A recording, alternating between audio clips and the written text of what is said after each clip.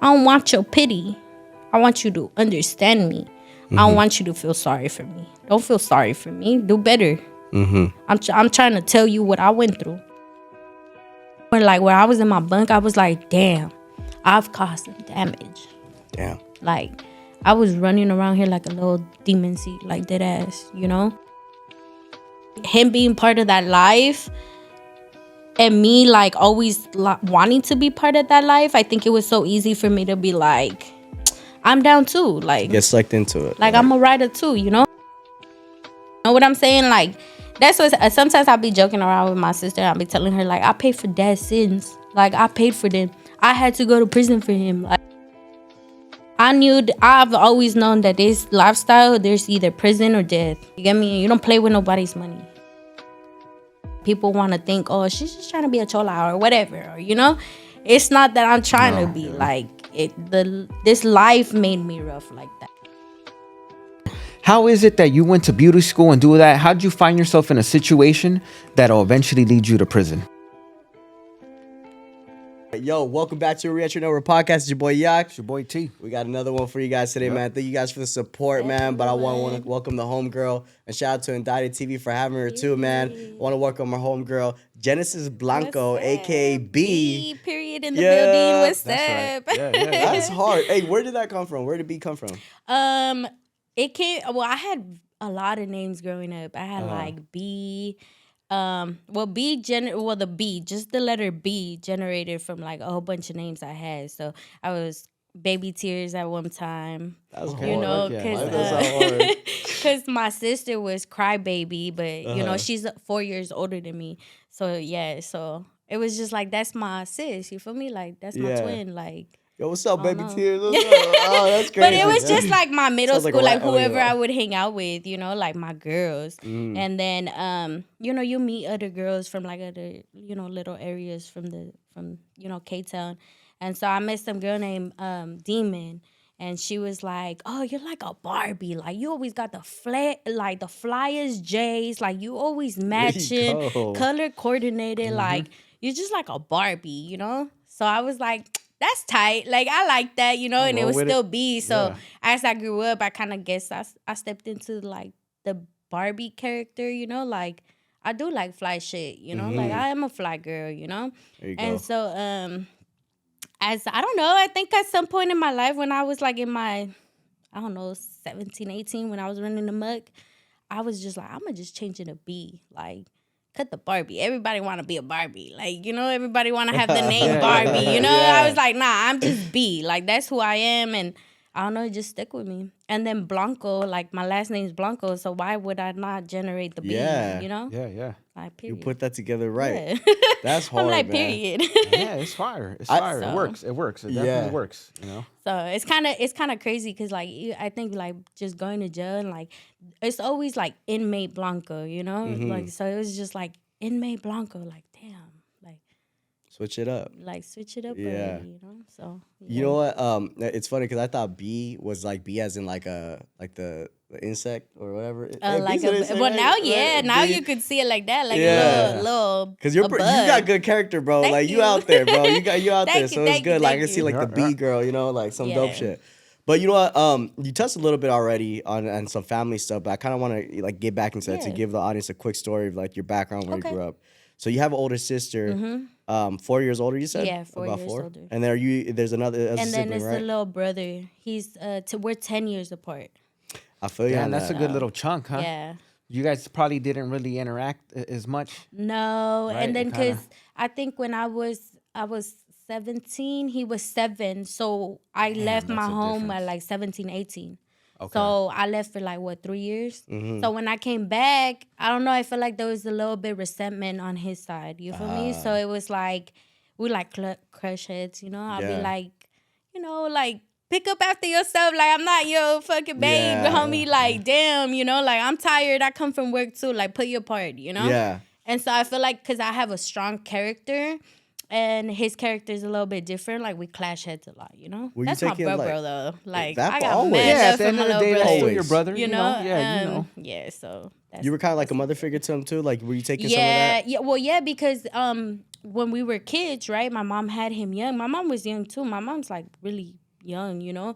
She's done a lot for her life, for her, you know, trying to grow up two teenagers, and then 10 years apart, you know, she gets a baby, and then she's a single mom. She got to hustle, you feel me? So she always left my older sister and me to like watch over our brother. You know, we had babysitters, but I was bad with them ladies. Like, you know, like I would be like, my mom said I could go out. I don't need you to follow me, you know, like, so. Just walking out. No, just no. And you know what sucks too? We don't see it till after. Is that like in Latino homes, it's always the oldest one takes care of the other ones. And so I like, even in my household right now, we go through that right now. You know, it's fucked up, but you know, I think you gain characteristics, you build your stuff. But yeah, if you really think about it, sometimes it's like, damn, the 16-year-old is taking care of the newborn, and that's their job. You know what I mean? Yeah. So it's kind of. I think when we moved out, I was 17, right? My sister was 17, 18, 19, like 20, right? Like 20, 21. A little 4-year difference. Yeah. So it's a 4-year difference. I'm not really good with math, okay? So I'm like, I was like, hold on. I'll pull out my calculator for us. Let's do this shit together. Like, for real. But so when we moved out, I feel like she felt like, I'm not gonna be your mom, like I'm your sister. Like, you pay half of your rent, you're responsible with what you do with your life. But you know, and she had her own relationship, she was doing her own thing, you know. So I mean, I had a car, it was easy for me to come down to LA, kick it with my girls, like, you feel me? It was so much easier for me to like run a mug at that age. Yeah, you know, you can get away with a lot of shit. Easy. Girl, I mean, well, you know, I was about to call you girl. Nah, girl, girl, nah, chill. And you better chill, cause my boy gonna say something crazy too. It was a joke, my boy. Like, chill. Nah. But like, I fuck with you. But to take, like, on a serious note though, because I do want to take it back. You mentioned something on the indicted stuff that I did want to touch on, because I think our audience we don't know, they could be going through this right now. We don't know if the audience is watching this right now to keep them going. No, that's true. You know, shit like that. You know what? I feel like when I was more because I kind of took a break from TikTok. You know, I kind of got caught up in like a different community, and I was like, wait, hold on, like this is not who I am. You know, and so when I took before I took some time off, people would like be like, hey, I'm about to go through this. Like, how'd you mentally prepare yourself? And I was like, you know what? Since I lived so far and I knew I was going through some major changes in my life, it was just so easy for me to kind of like isolate myself. Yeah. You know? And really like think like, okay, I'm about to go in there. Like, you don't know what it's gonna be like. Don't go in there thinking like your shit don't stink, you know? Like, gotta be humble when you go through something like this. And I guess it was just easier for me like work out and kind of get my mind right. Yeah, like, I'm gonna be isolated. Like, let me listen to music. Let me, you know. You gotta find your thing. I still like to get ready, you know. So I would still go on TikTok and people, you know, I would still do my thing. But it was just like getting mentally prepared to be like outside of everything, you know. Yeah. And then, because I have homies that been locked up, so just like knowing what they go through or what they've been through, like, it's just like, damn, I'm about to go to a life-changing experience, you know? So 100%. I think, so far, because if you guys haven't seen it, her TikTok is, what is it? It's _BB.EE_. And we're talking about it a little bit, bro. She's got followers, my boy. Yeah, it's popping. It's popping. I like the stuff that you're doing on there, you know what I mean? It's catchy. People want to watch it, you know? But you have your whole story too before the TikTok, right? I just don't know how to combine the two. You feel me? I feel like I kind of struggle with that only because I'm not a very open person. Like unless like this, unless like on this, then because like what the hell, we getting to know each other. Like I don't know you, you know. Like after this, I would like to continue to get to know y'all. You feel me? Like I don't really let people in my life. So to have so many people watch me, it kind of trips me out sometimes. Yeah. Like, and it's easier for me to be like, I don't want that. Like, that's kind of weird, you know? But, I'm a whole star, so there you go. I'm a whole motherfucking star. There you go. You know, like, I'm just it ain't on you. Yeah. There you go. That's hard. I respect that. You feel me? So, I don't know. No, but, okay, because this is what I wanted to touch on. If you need me to be on your podcast, hit me up. There you go. Here you go. But one thing you were touching on as growing up, that was a really key that kind of caught me off guard. I was like, ooh, like I wonder what that was like. You said homelessness was kind of like a part in your life. So yeah. How young were you when that happened? When you were going through all that? 15. My sister was about to be 15, so probably like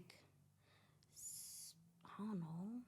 Damn, let me see. Like 11, maybe. Probably 11, 12. So still memorable, still like very 10. fresh. You know what? I have really crazy stories that I think like even younger than that, when my dad was still around in the picture. Like my dad was crazy as hell. Like I had like this memory of like just being in the balcony in Kenmore, right? Or Alexandria, I think we were at. Alexandria, and like he's literally on the balcony like telling my mom like, I'm Superman, like I'm about to fly. Really? Like, yeah, and my mom was like, get off the balcony, like what the fuck is wrong with you, you know? And so like me and my sister would be like, get off, dad, like get off, you know? I'm just watching him like, you really gonna do that? Like, what was that because of the substance abuse, drug issues? No, I don't. To be honest with you, I've never really asked if he did anything like that. Just because like that's my dad. I don't care. Okay.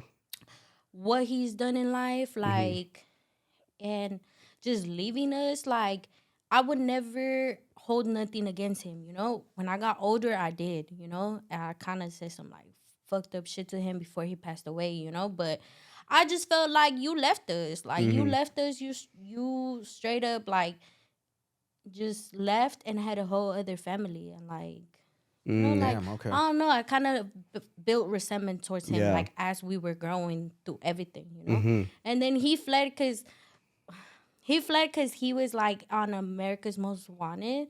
So he was like, I'm not going to go do time. Like, I'm going to leave, you know? So it's like, you left us, but you could have been a man and done your time. Like, you know what I'm saying? Like, yeah. You straight up just left us to, like, live in the gutter and have to make it out. Because of that, like, my mom did a lot of things that she wishes she could have never done for us. Yeah. You know?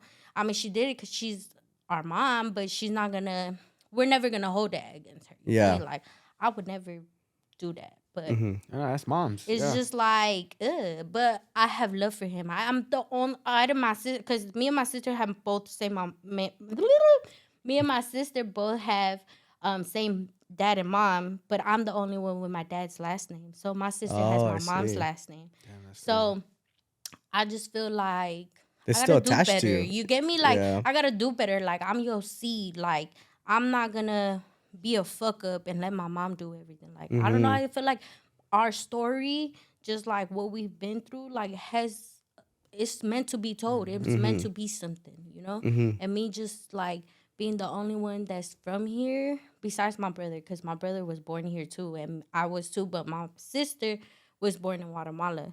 So like just knowing I'm doing so much for them, like I'm just trying to make sure my mama good forever. There you go. That's good. Yeah, that's mom. So you Guatemalan? So, yeah. That's what's up, gang. We out here, Guatemalans. Let's go, man. You're Guatemalan too? Yep. That's right. What part? I don't know. There you go. That's right. Yeah, I was waiting for that. I was waiting for that one. Yeah. Hell nah. I'm a no Samo kid, bro. At heart. No Samo at heart. No shame. Oh, that's funny. Nah, for real. You really had to fucking hit me with that, huh? I swear, bro. Anybody will ask me, they'll be like, yo, where you from? Where your parents from? My shit. I pulled your card. I don't know. Hey, but I'm so proud. That's what I'm a no Samo kid too, you know? Like, there you go. Yeah. I speak to my mom. But growing up in K-Town, that seems to be the community, no? Yeah. Right? Diverse. A lot of people don't know K-Town is there's so many areas connected to K-Town. Yeah. So you're running into a bunch of different areas in one shot. Oh, yeah. No? What was it like growing up? Was it you? So I know I got a little bit of your story from Indicted and some of what you were chopping it up with Kai. And so it seemed like the beginning when Pops was in the picture, you were cool. We were cool. Pretty much all right. Family was cool. Like, even though, like, they split, like, my dad still helped my mom with the apartment, you know, like he had his own apartment in the same building. Like my family was tight. Cool. You get me? Like he always made sure my mama was good, you know? Okay. So I don't know when it started shifting, and then we ended up moving to, and we were on Alexandria. No, we were on Normandy first, and then we moved to Alexandria. And then Alexandria was like, I think was when I like started like, oh damn, there's more people out now, you know, because now I'm at a different age. I'm still in K-Town. I'm just a street away, you know. So it's like when that happened, it was like I'm out traveling now, you know. My sister's out in middle school, so she's meeting different people, you know. So like my sister grew up with like a different hood than I stayed local, and my sister moved out. You know, kind of like, if it makes sense. I don't know how to explain no, it. it You definitely know, makes sense. if you from LA, like you know what I'm trying to like talk. You know, every high school something different. Yeah. And you gotta So deal with that. yeah, it was weird. Like not weird because I met cool people that she met. You get what I'm saying? From a different hood and like whatever. Like I don't gangbang, so I'm cool if you cool. You know, like you cool to my sister and you show mad love to my sister. I have love and respect for you. You cool to me. You don't do nothing wrong to me. You feel me? So were you exposed to that, like that whole gangbang and stuff though? Like, was that part of like, you know, growing up? You saw it happening. Not that I seen it, cause like my dad didn't like shit where he slept. You know, like. But he fucked around at one point in time. Yeah, my dad used to do like he used to like steal cars and like put different cars together and like I don't know, he used MacGyver. to do he used to do some crazy shit. You feel me? My dad crazy. And so he got involved with people, you know, but people knew my dad because I guess he would do stuff for them, you know? So like when my dad left, there was a lot of people that were like, oh, like, I know your dad. Like, you need anything, let me know, you know? So I was just like, oh, okay, cool. Like, older you know, homies that lived around the area and stuff. So they show love. That's cool. They show love. Yeah, they show love. And then, I don't know, like, I would ditch, like I said earlier when we were talking, like, I would ditch and stay in my area, you know? So I would go ditch with my homie, rest in peace. And, that building was full of people from 18, you know? So it's like I was exposed to it, not by my home, but by my community. You know what I'm saying? So, yeah. That's what we touched on a lot in these podcasts. Like, it's not, gangs is like, the way you say it, gangs is not a gang. It's like, it's your community. That's your neighborhood. Like, unfortunately, somewhere along the lines, it's a term that was tacked on, but it's really just a group of people. Those lines get blurred so fast. Yeah. And it's like, when I say I'm trying to put it on for my city, I don't mean who I grew up with. Right. Because I don't gangbang to the day I die. You get me? Like, that's not, I never got put on or nothing like that, you know? I feel like my community built me to have a strong character, and that's why it looks like that's what I do. You know what I'm saying? But I got love for where I grew. And so if that's a reputation that people want to think, oh, she's just trying to be a chola or whatever, or, you know? It's not that I'm trying to be like this life made me rough like that, and it started within my home, and then being exposed to the getaway or not trying to get caught by my mom exposed me to another world, and it's like I kind of want to be like that, you know. I kind of want to be a gangster like that, you know.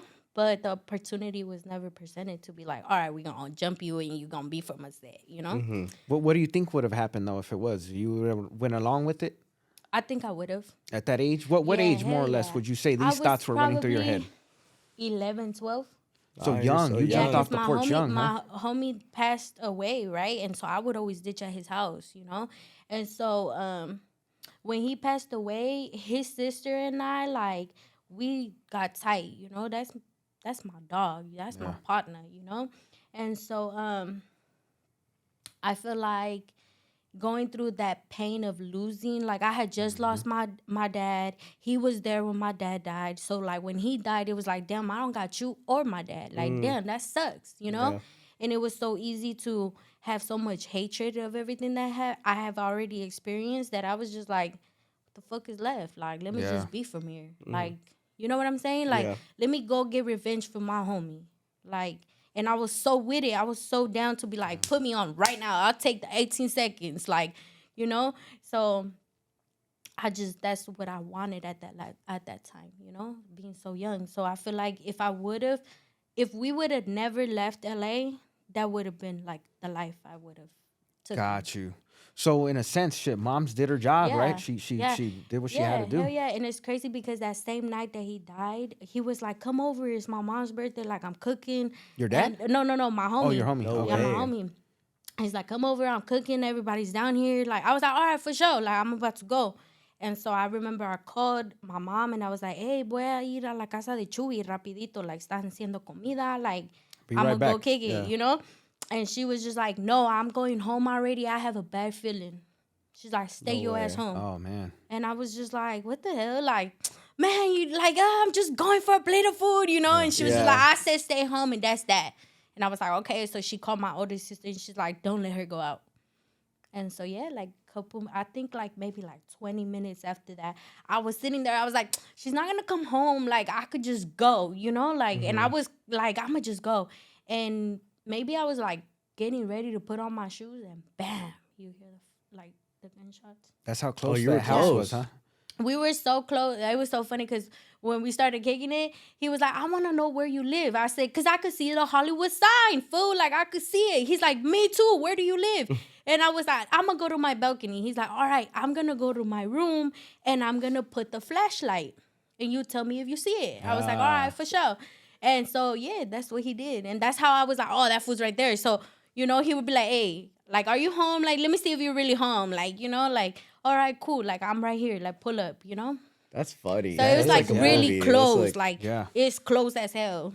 So you were literally growing up in that environment, right? Yeah. Even though you didn't fuck around, got jumped, you were still growing up in it. And sometimes you know what that leads to, guilty by association issues, and then you kind of go through that. So listening to some of the story though, I didn't know Pops passed away. I thought he had gotten busted, and that kind of started. No, he didn't get busted. He left. This fool left. This fool just out of nowhere, huh? This fool left. This fool took off. So when the FBI thing hit, that was it. The FBI hit, and he left. He's like, I'm out, deuces. How old were you guys at that time? I was probably like 5. Damn, so real young. I was pretty young because I remember we got pulled over by the feds. And my mom, I guess we would always, like, our house would always, like, we would get pulled over or they would come raid the house. Like, we went through shit like that, you know, because the feds were looking for my dad. Like, you got used to it type not so often, but from what I recollect, like, I remember, you get me? So I remember we went shopping and we got pulled over. And she was going down 3rd in Normandy. And we got pulled over and they told us to get inside in like a little like parking lot, right? So we're in the parking lot and the FBI, 2 FBI's get off and they tell her like,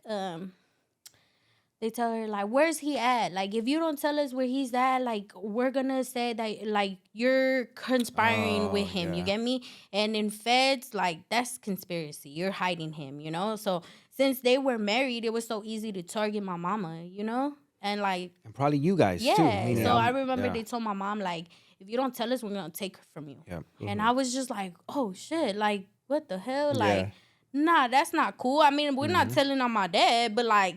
What the hell? Like, why you gonna take me from my mama? She's still not gonna budge, you know? But, like, what the hell? Like, that's just crazy. Or maybe, I don't know. Mama? Mama? You better not. But, yeah. So, it was something that was always a link to me. You know what I'm saying? Like, that's what... Sometimes I'll be joking around with my sister. I'll be telling her, like, I paid for dad's sins. Like, I paid for them. I had to go to prison for him. Like, she'd be like, she's like, you so crazy. I'm like, no, but if you really do think about it, like, you know, because I trip out, right? Because I said it and indicted. Like, I feel like that number just follows me, you know? So when they finally gave me, like, when the judge said, this is how much I'm going to sentence you, he was like, I'm going to sentence you to 18 months. I said, God damn that number again, huh? that number. Like, damn, you know? So, I don't know. So, I guess, like, my thinking process goes always so deep to, like, what does that mean? What is this? Like, why does this add to this? Or why did I have to do that? But I guess it's to do this, you know? Like, to tell this. Like... 100%. You know? So, I don't know. My thinking process be different. Even in prison, like, I had a whole journal of ideas, like, TikTok ideas, food ideas. Like, I'm going to do this. I'm going to do that. Like... That's good, hard. Man, because a lot of people don't take you realize, like, this is the only time in life probably where you're not going to have a lot of worries, bills, none of that. You're just in a cage. So what else is there to do then? Sometimes I'm not even going to lie with y'all. Like, sometimes I feel like, damn, like, a little 30 days wouldn't be bad. Like, you know, like, let me recollect real quick, you know? But I don't want to do that because then you get comfortable with that idea. Correct. Yeah. You know what I'm saying? So sometimes I'll be like, stop it. Like, there you go, little demon seed. Like, no, that's not what I need. You know, like, that's not what's in life for me. Yeah. You know? But it's so easy. Like, you find some type of peace there that you can never find again. You know, that's interesting, and it's sad because some women locked up don't see it like that, or some men that are locked up don't see it like that. Oh, a lot of men. That's why we have the recidivism percentages that we have. Motherfuckers you know? Going back. That is what it is. I'm like, you know, so I just feel like. So you know what though? One thing that's interesting to me is that I always thought this would work. I haven't had it happen to me, but me and my brothers all been in prison, and so there's another one, and so whatever, you know, hopefully that's not looking like that's the case. Yeah. But I always thought one of the ways to stop it, I told my moms, would be we got to pick up and go. If another kid goes down the same route, we got to go. You got to break that cycle at some point. Yeah, and so that happened to you along your journey, right? Yeah. You end up going from K-Town to the IE. What was that transition like, and did it work? What did it deter you a little bit? How was that? I don't think it deterred me completely because I feel like although I wasn't there, I would still be active on social media with my friends. You get what I'm saying? From like, LA, all the LA stuff so I was always like, I would always tell my mom, like, you could take the girl out of the hood, but you can't take the hood out of the girl. Like, I would always tell her that. And she'd be like, cállate, chola sin barrio. You know, like, you know, she'd be throwing shots so back. Your mom's, you know? She's up on game. She knows the business. Yeah, okay. Oh, yeah. Like, she was doing crazy things when she used to go to Belmont, you know? Like, yeah, she's lived her life too, you know? Okay. So she's up on game.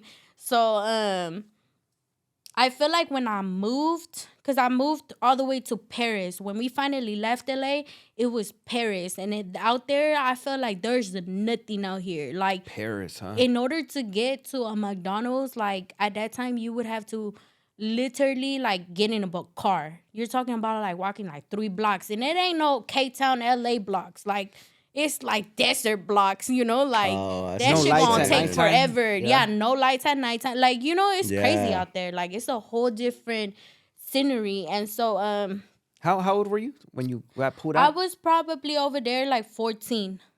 14. Okay, so you said you started kind of jumping off the porch at 11, 12. So yeah, so I went out there. Your mom took you. Yeah, out of so that. I felt like you robbed me of something, you know, like you robbed me of being out there. So being in Paris, I don't know. I was just me. Like, I'm just me everywhere, you know? Like, I don't know. Like, you don't like me? Okay.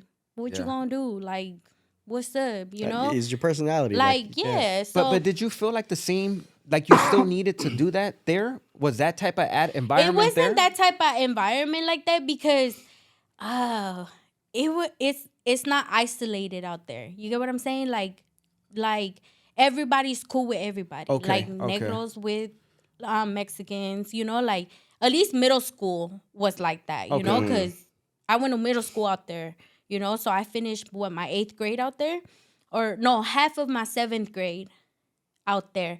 But I was like doing I had to wait to like go back to school or something like that because my transfers, paperwork, it was a whole thing with like county to county. Like it was some BS, you know? Like they were saying like, no, she has to wait. She's been suspended. They didn't want me over there, basically. You know, they're like, she has too many fight records. Like, and mind you, my mama didn't know nothing about this. So she's like, how many fights did you fight? Like, how many, like, the school doesn't even want you. Like, you got to change. Like, something got to switch, you know? Yeah. And I was just like, damn. And then them telling me, like, because when I went to school for the first day in Paris, they were just like, she can't fight. Like, no fights. Here's a 5-day suspension. Like, I'm sorry, you know? And we had moved because my mom had missed somebody. So, you know, my mom's ex-husband was like, okay. He was crazy because he was from the IE, you know? So he was the little cholo and stuff. And so he's like, you stay home for 5 days, your mama gonna beat your ass for 5 days. Like, you gonna have to clean the house every day. Like, you can either pipe down, get it together, and don't do none of that, you know? And I was just like, all right, cool. Like, I'll kick back, you know? So I think, like, being at 100, my personality went to, like, 30. I didn't want to put her through nothing, you know? Like, why am I going to do that? But girls are bullies. Like, especially when there's a new girl in town, like, you know, man. No way. girls are bullies. I forget like, we're dealing with teenagers, you know? Yeah. A bunch of shit Yeah. teenagers like, do because dude, they did whatever. a whole burn book about me. Like, No What is that? What's a burn way. book? They're all the mean girl shit? Yes, That's like on some crazy. mean girl You know mean shit. girls? Not really. What's a burn It's book, your though? era, Huh? Oh though. my Mean Girls was your God. shit. I never watched Go, it. you want to explain the burn book real quick? I didn't watch the other. Oh, I'll explain it too. Oh, what is so it? a book is it's a burn book, right? It's like one of those composition books. Okay. And so they write mean things about you, and like sometimes they put your picture or like just and it gets passed around the Oh, it school. gets passed around. It's like Okay. shit So- talking, but like it's like social media shit talking, but in a book. So but it's in like a book. they're passing around school. and Damn, I shit. can imagine it. Yeah. You just promised moms and everybody you're Yeah. not gonna fuck around. You're gonna stay out of trouble, and And the crazy part it was that there was some guy, right? He liked me, and I was like, oh yeah, he cute or whatever, you know. Yeah. Mind you, that I didn't know these girls that I befriended. It was like her ex-boyfriend. Like, girl, I'm new here. Like, what you want me to do? Like, I don't know, you know, loyalty. Like, if I like him, I like him. Like, I don't know you, you know, like. True. And if it didn't work out, it didn't work out. You get what I'm saying? So. Yeah, so she got mad. She got her little feelings hurt, you know? So she's the one that started the burn book. And the burn. I book, remember it finally got to me. I had it was the little fat book. Like, it was a little She said it was chunky. this I small. was It like, was a damn, a lot fat-ass of people burn don't book. like me or something, you know? They were building a whole file against you. Yeah.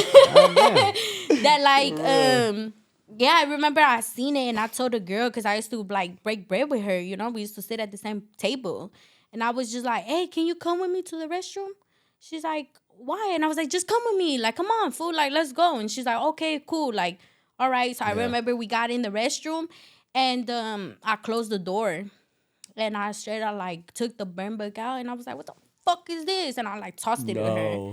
And she was just like, oh, my God, like, you were never supposed to see that. Like, you know? And I was That's just like, bitch, crazy. the Oh, fuck? Like, man. I break bread with you and you gonna do that to me? Like, oh, you weird, you know?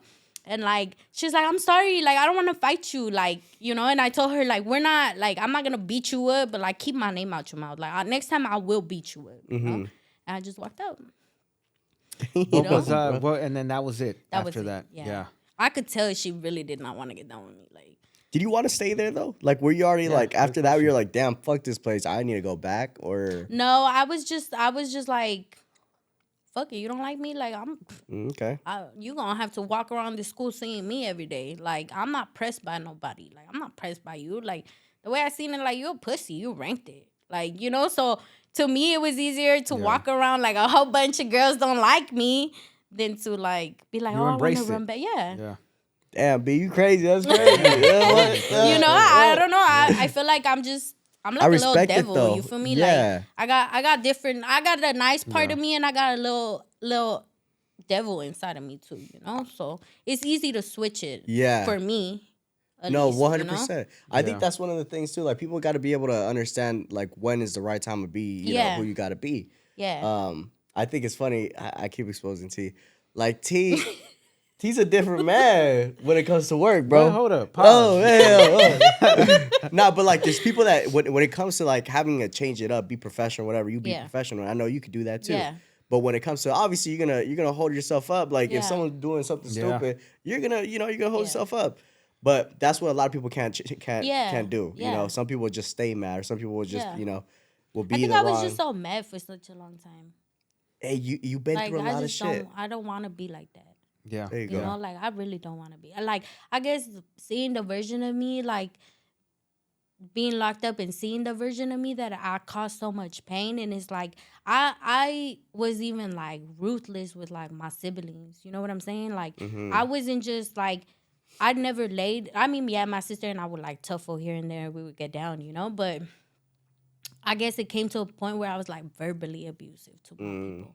And I never want to be like that. Yeah. You know? Did you feel like it was happening more because you had just moved over there and it was Yeah, just you I guys? feel like it was just like a lot. Like, you know, even like my mom's situation with her ex-husband, like that was a very that was a whole other world we were exposed to that because right? what he Okay. was doing, you get me? And like who he was, you know? Yeah. And so like being exposed to another world, it was like, oh shit. Yeah.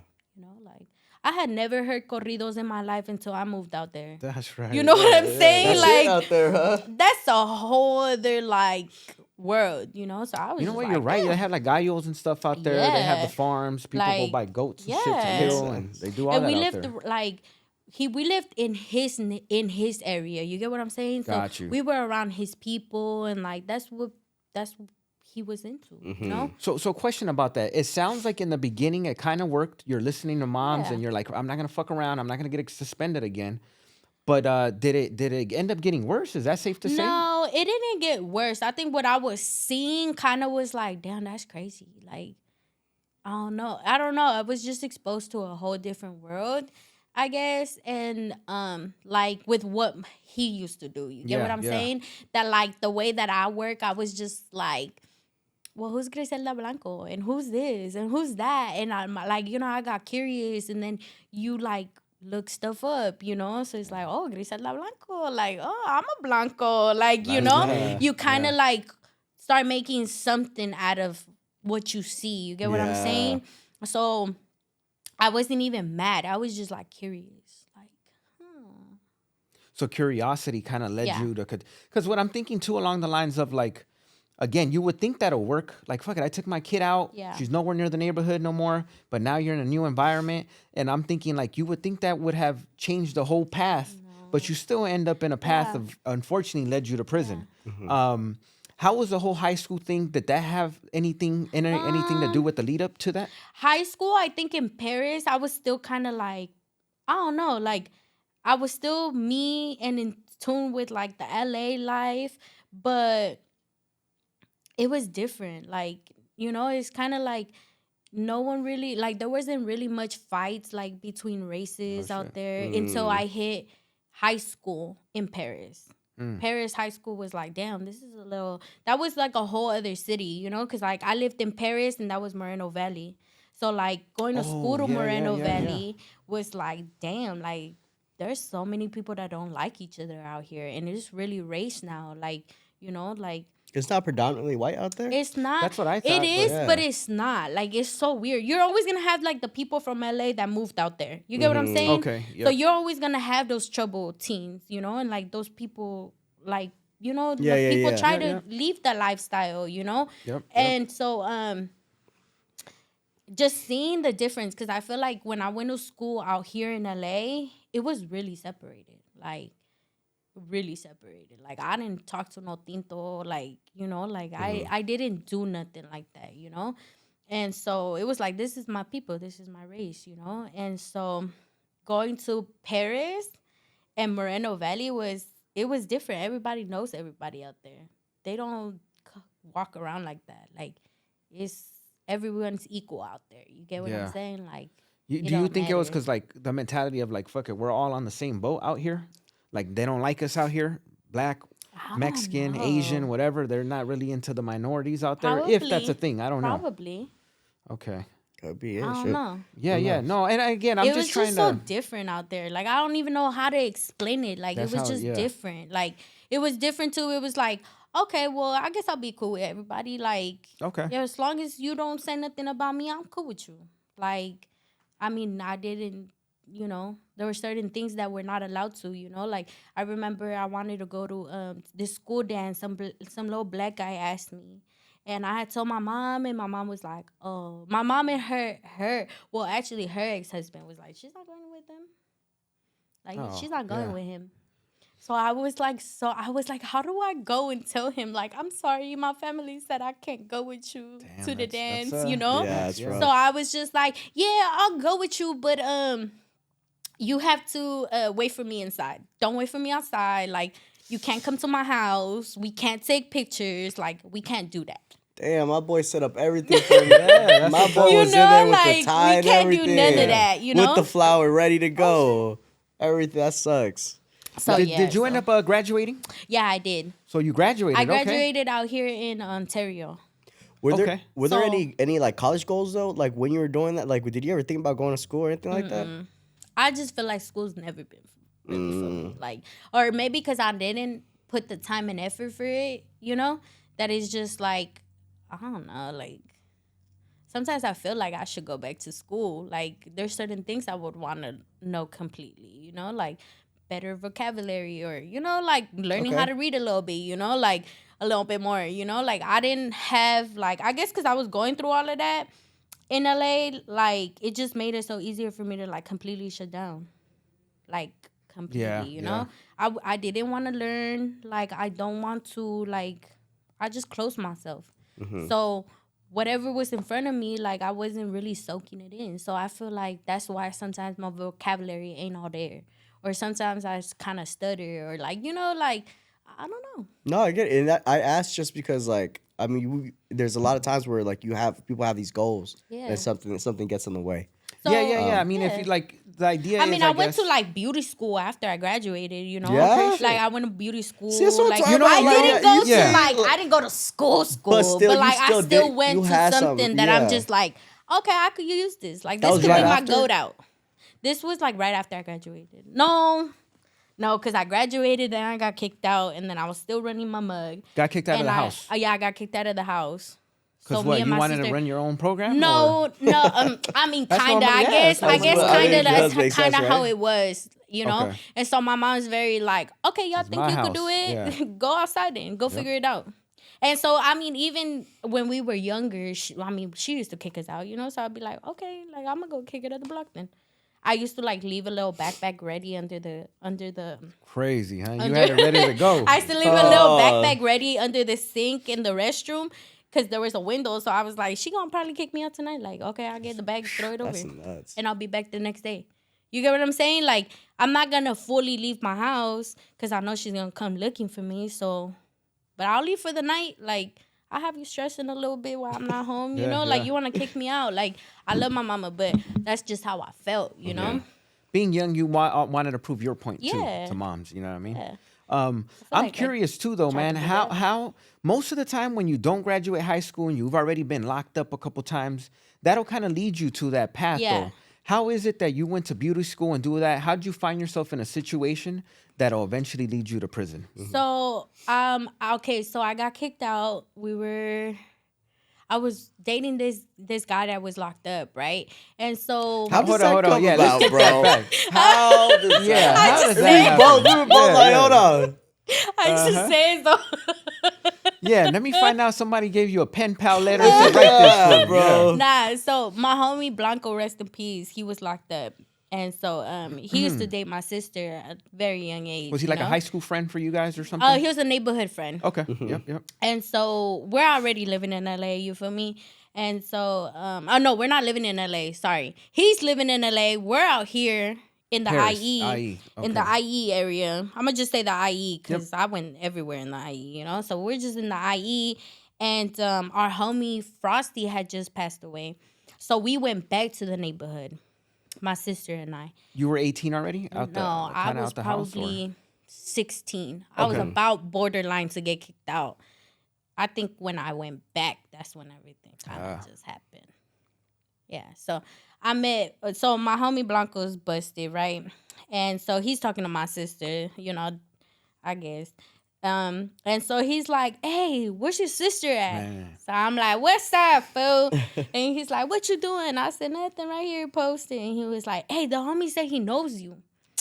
I said, who the fuck is that? He's like, oh, so-and-so from this area, right? So I was like, I don't know nobody from the east side. I've never talked to nobody from the east side. I only stayed, like, with Shadow Park, you know. I only stayed in my town. So I was like, I don't know nobody from the east side. Like, I don't know him. Like, no. And he would always call and he'll be like, that fool said he knows you. And I was like, I don't know him, you know? And so finally I was like, man, tell that fool to call my phone. You know? So he called my phone and then we just chopped it up. You get me? And I was like, how you say you know me? He's like, I think I seen you at a party. And I was like, no. Right. Like, no. And then, you know, he was like, oh, you knew Frosty? And I said, yeah. He was like, oh, I was supposed to be at his funeral. And I was like, oh, so you was already busted? He's like, yeah. So I was like, okay, I definitely don't know you. You know?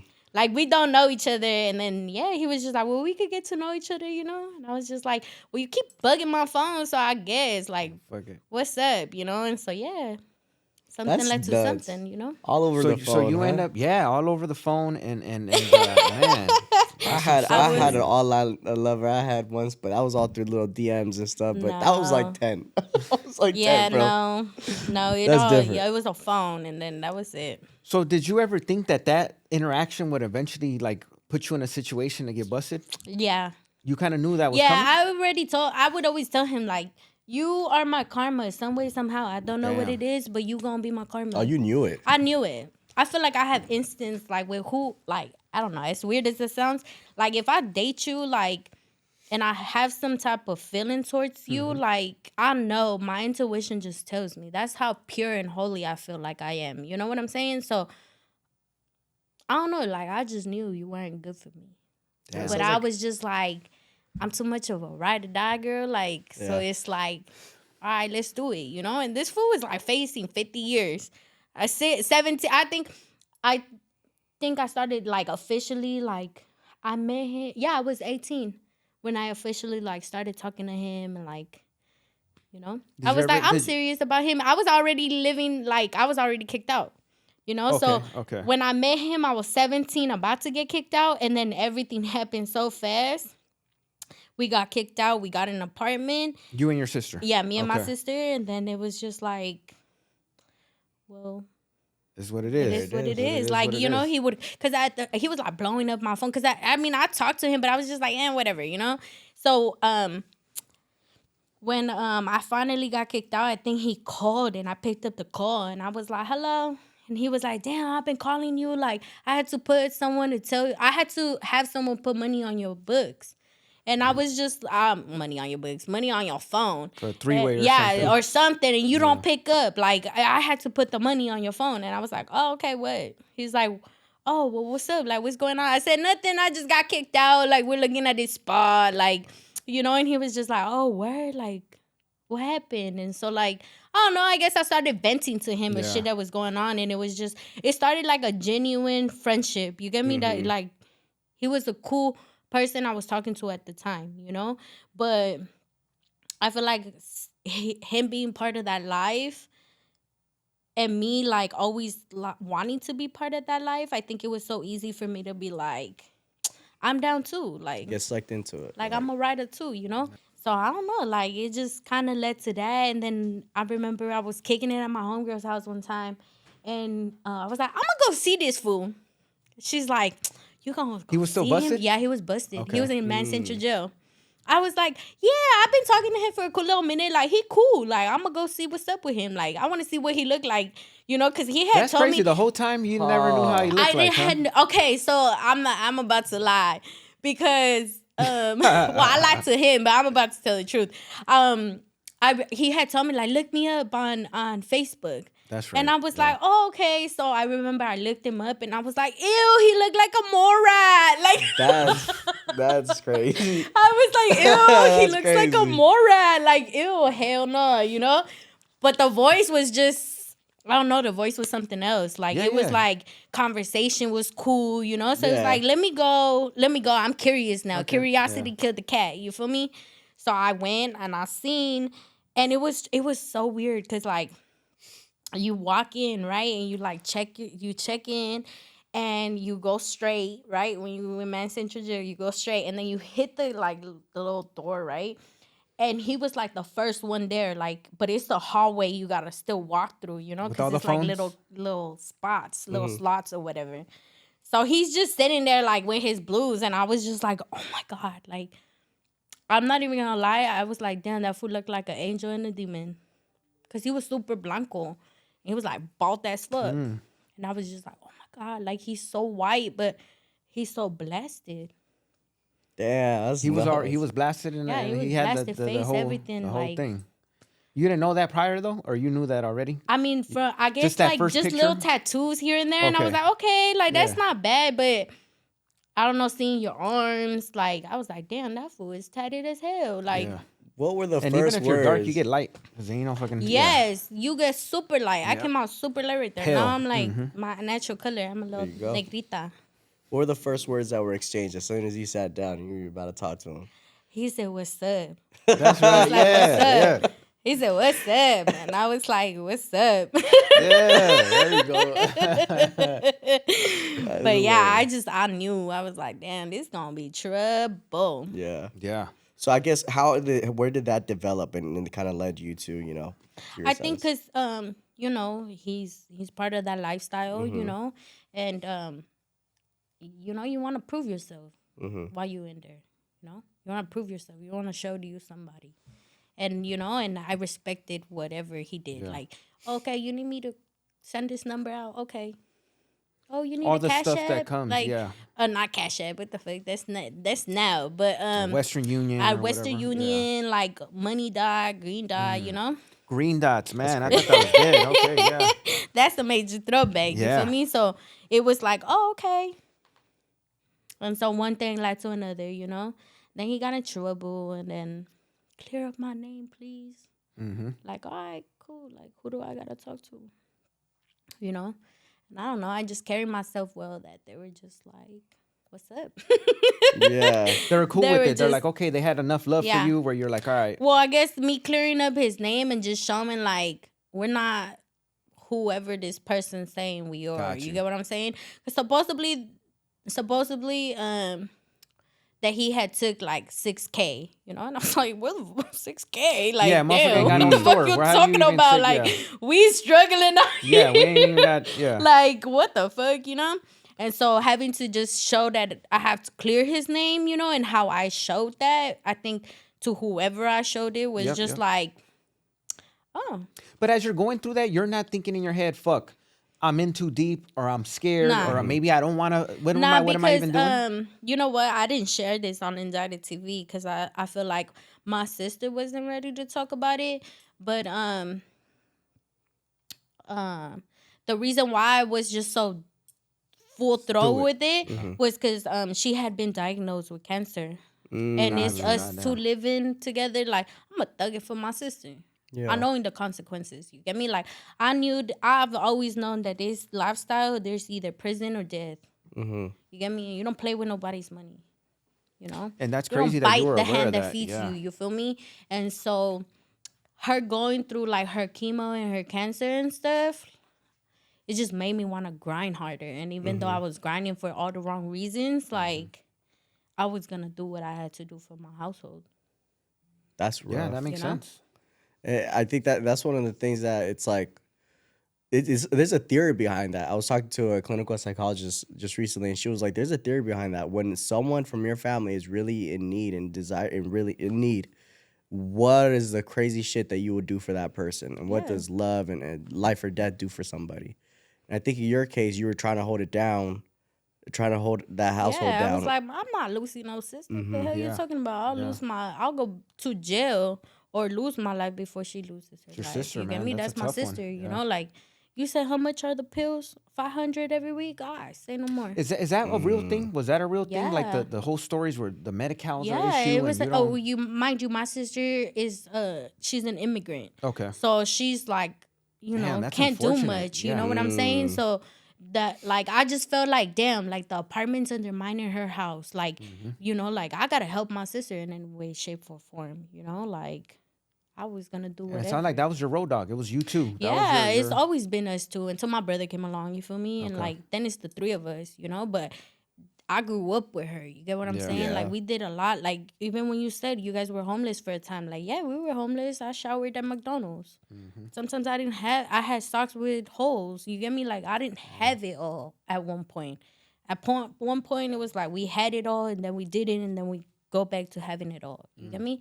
It's so easy to lose everything, And when we moved out to Paris, and then my mom was like, I have to leave this divorce. Like, I have to leave this man. Like, I have to escape from him. Let's leave. Like, we were at a hotel for like 7 months. You know what I'm saying? Like, and we would wake up every day early in the morning to go to the swap meet and sell shit at the swap meet. Like, you get me? Like, I have a hustler as mom. Like, she's gonna do whatever it has to. Like, The if old the school environment, mentality. if the environment ain't good, we gotta Yeah. leave. So I think it was just so easy for me to go into that with my sister and do what I did. And it's sad. Like, And I think a lot of people. It's sad, but that's some real shit. Yeah, that's fucking, no, it is, and I'm sad, glad you're touching shit. on it because right now there could be a bunch of people that are going through a similar situation and they don't know that, fuck it. Do I do what I have to do, which also has consequences, or whatever, and that's why whatever we decide to even put these stories out there, just so people can kind of pick and choose. Yeah. Now you're in the right direction, and we'll jump into that. But hopefully somebody will listen and be like, you know what? Instead of going that way, and let me change it up a little bit. Let me go this way. Yeah. And shout out to your sister. We appreciate you. Man. Like shout out to sister. Sharing all that, man. That's a lot, and I hope that someone can take something from this. I hope you don't get mad I shared this. Let me find out. I didn't share it the first time because you asked me not to. But you didn't say nothing. Let's this tell time, the story though. the whole way. You feel me? But yeah, that's definitely good to know. Like, it's part of your journey, man. And it's like, man, you weren't just doing it because whatever, even though some people do. You're young, you're blinded. You don't know what the hell's what. You think you're going to live forever and there's no consequences. It's so easy to have that life or that mentality, I guess. Especially when you don't see no hope or change or anything. Like How old were you when all that was happening? When what? When you're hustling for yourself and your sister and doing all that. I was probably 18, 19. That was like... I didn't get caught. I didn't get my... 18, 19,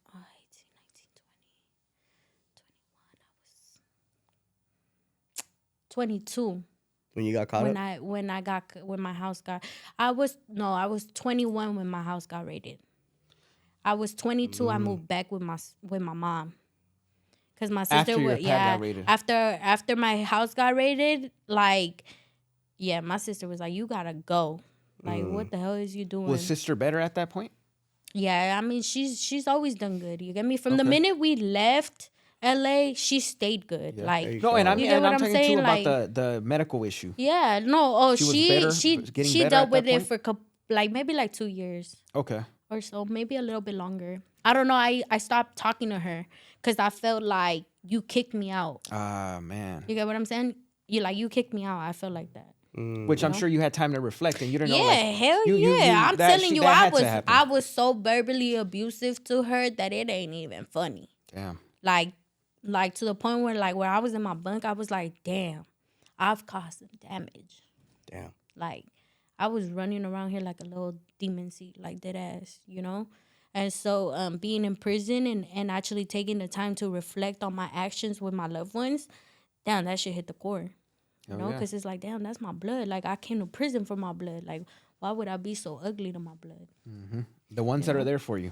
Yeah, because some blood, they don't even know what that word means. You know what I'm saying? Some family is just on paper. Yeah. Take us to the day when you got locked up or when you got incarcerated. What was that day like? I woke up. I got ready. My mom and her ex-boyfriend drove us out. So we just, I was just bumping. You did turn yourself in, right? Yeah, I turned myself in. What's crazy? It's take us back to the TikTok thing. Shout out to your brother. Did you see that? Her brother was posting for her, and my boy was just showing her. He's like, so for y'all that know Genesis, she turned herself in today. I'm like, this is nuts, man. My boy's giving the whole background. It was like it's nuts. It's crazy too how that shows how modern we are now. Mm-hmm. Like you got social media now to monitor this stuff. And you know what? At some point, I was so mad at him because I was just like, I'm in here, like, let's blow this thing up, But he was out here living his life, so it's like crazy, huh? Like, bro, I'm not gonna do that. Like, I'm out at dinner, like fuck, like, can you make time for me then? Like, but I was running amok in there too, So I was just. So what was it like now when you go in, you turn yourself in? What's that experience like? I don't know. We're used to the idea of, cop pulls up, you get put into cuffs and stuff, but like you go and turn yourself in. What's different there? It's like, all right, here you go. It was a little different. It was different because I remember, it's the Marshall, right? You go to the Marshall building in downtown, and that's because it's the feds. Yeah, I'm assuming it's right.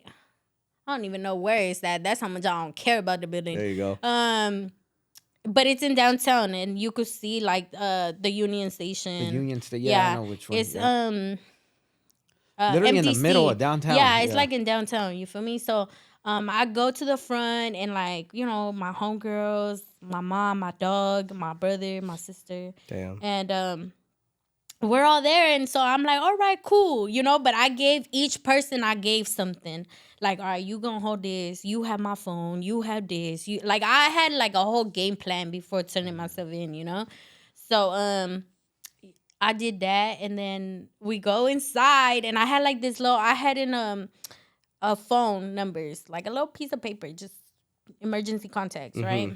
And so I go, and I'm like, oh, I'm here to turn myself in, and they're like, oh, okay. Like, like, oh, okay. Like, We come don't see in, this every day. Yeah, like, okay, So I go, and I'm like, they're like, you're going to take the elevator, go to this floor, and da-da-da-da. And I was like, all right, cool.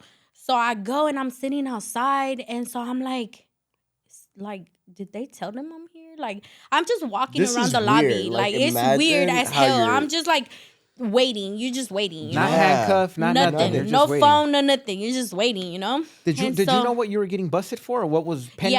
Yeah. What was the charge? My charges were, I got a RICO, right? Because that's what we got picked up for, a RICO. But I have only the conspiracy part.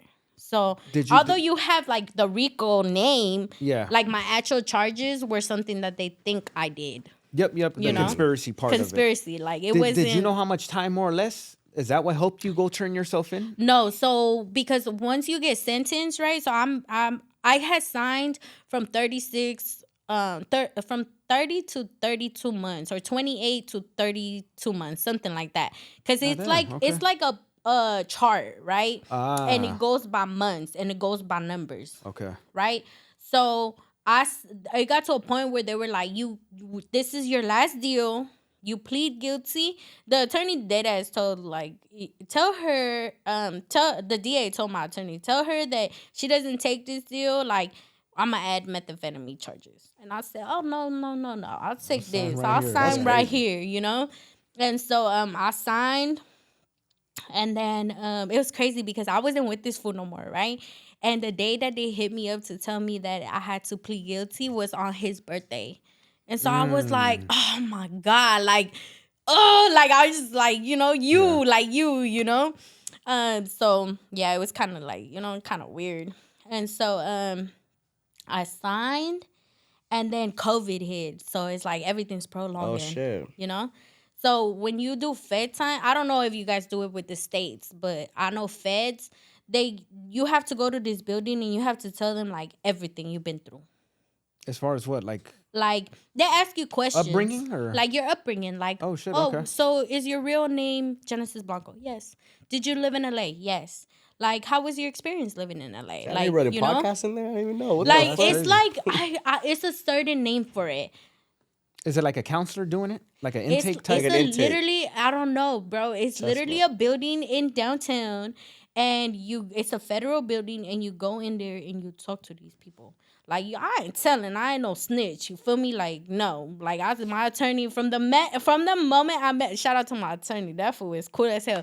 From the moment I met him, I told him I ain't a snitch. I ain't doing none of that, and I'm rolling with you through the whole process. You get what I'm saying? Like, they tell you gotta trust your attorney. You get me? Like, either your life is in this person's life, in their hands. You feel me? My life is in your hands. He's a public attorney. My mom would always tell me, like, I'll buy you an attorney. Like, I'll get you a lawyer. You don't have to you won't go to prison. Like, come on, man. And I was just like, no. Like, that's nice. I fucked up. Like, I fucked up. I'm going to take responsibility. Like, I'm a person that's going to take accountability for my fuck-ups. Yeah. You know what I'm saying? So, and I had such a, like, good feeling about my attorney that I was just like, nah. Like, maybe if I would have listened to my mama, got a lawyer, I probably would have never done prison. Or maybe that was what was destined for me. True. You get what I'm saying? What's the difference? Like, they both went to school. They both fight the same law. Like, what's the difference? This one's paid and this one's not. You get what I'm saying? And, like, just from the moment I met him. I feel like you got a lucky one, yeah. too, I feel like the moment I met him, I knew. Like, I'm straight with you. Okay. Like, you're not going to guide me the wrong way. So, when we went and did this interview, he was like, she's not going to talk about her boyfriend. or her ex-boyfriend. She's not talking about who she worked for. Like, none of those questions are allowed to be asked.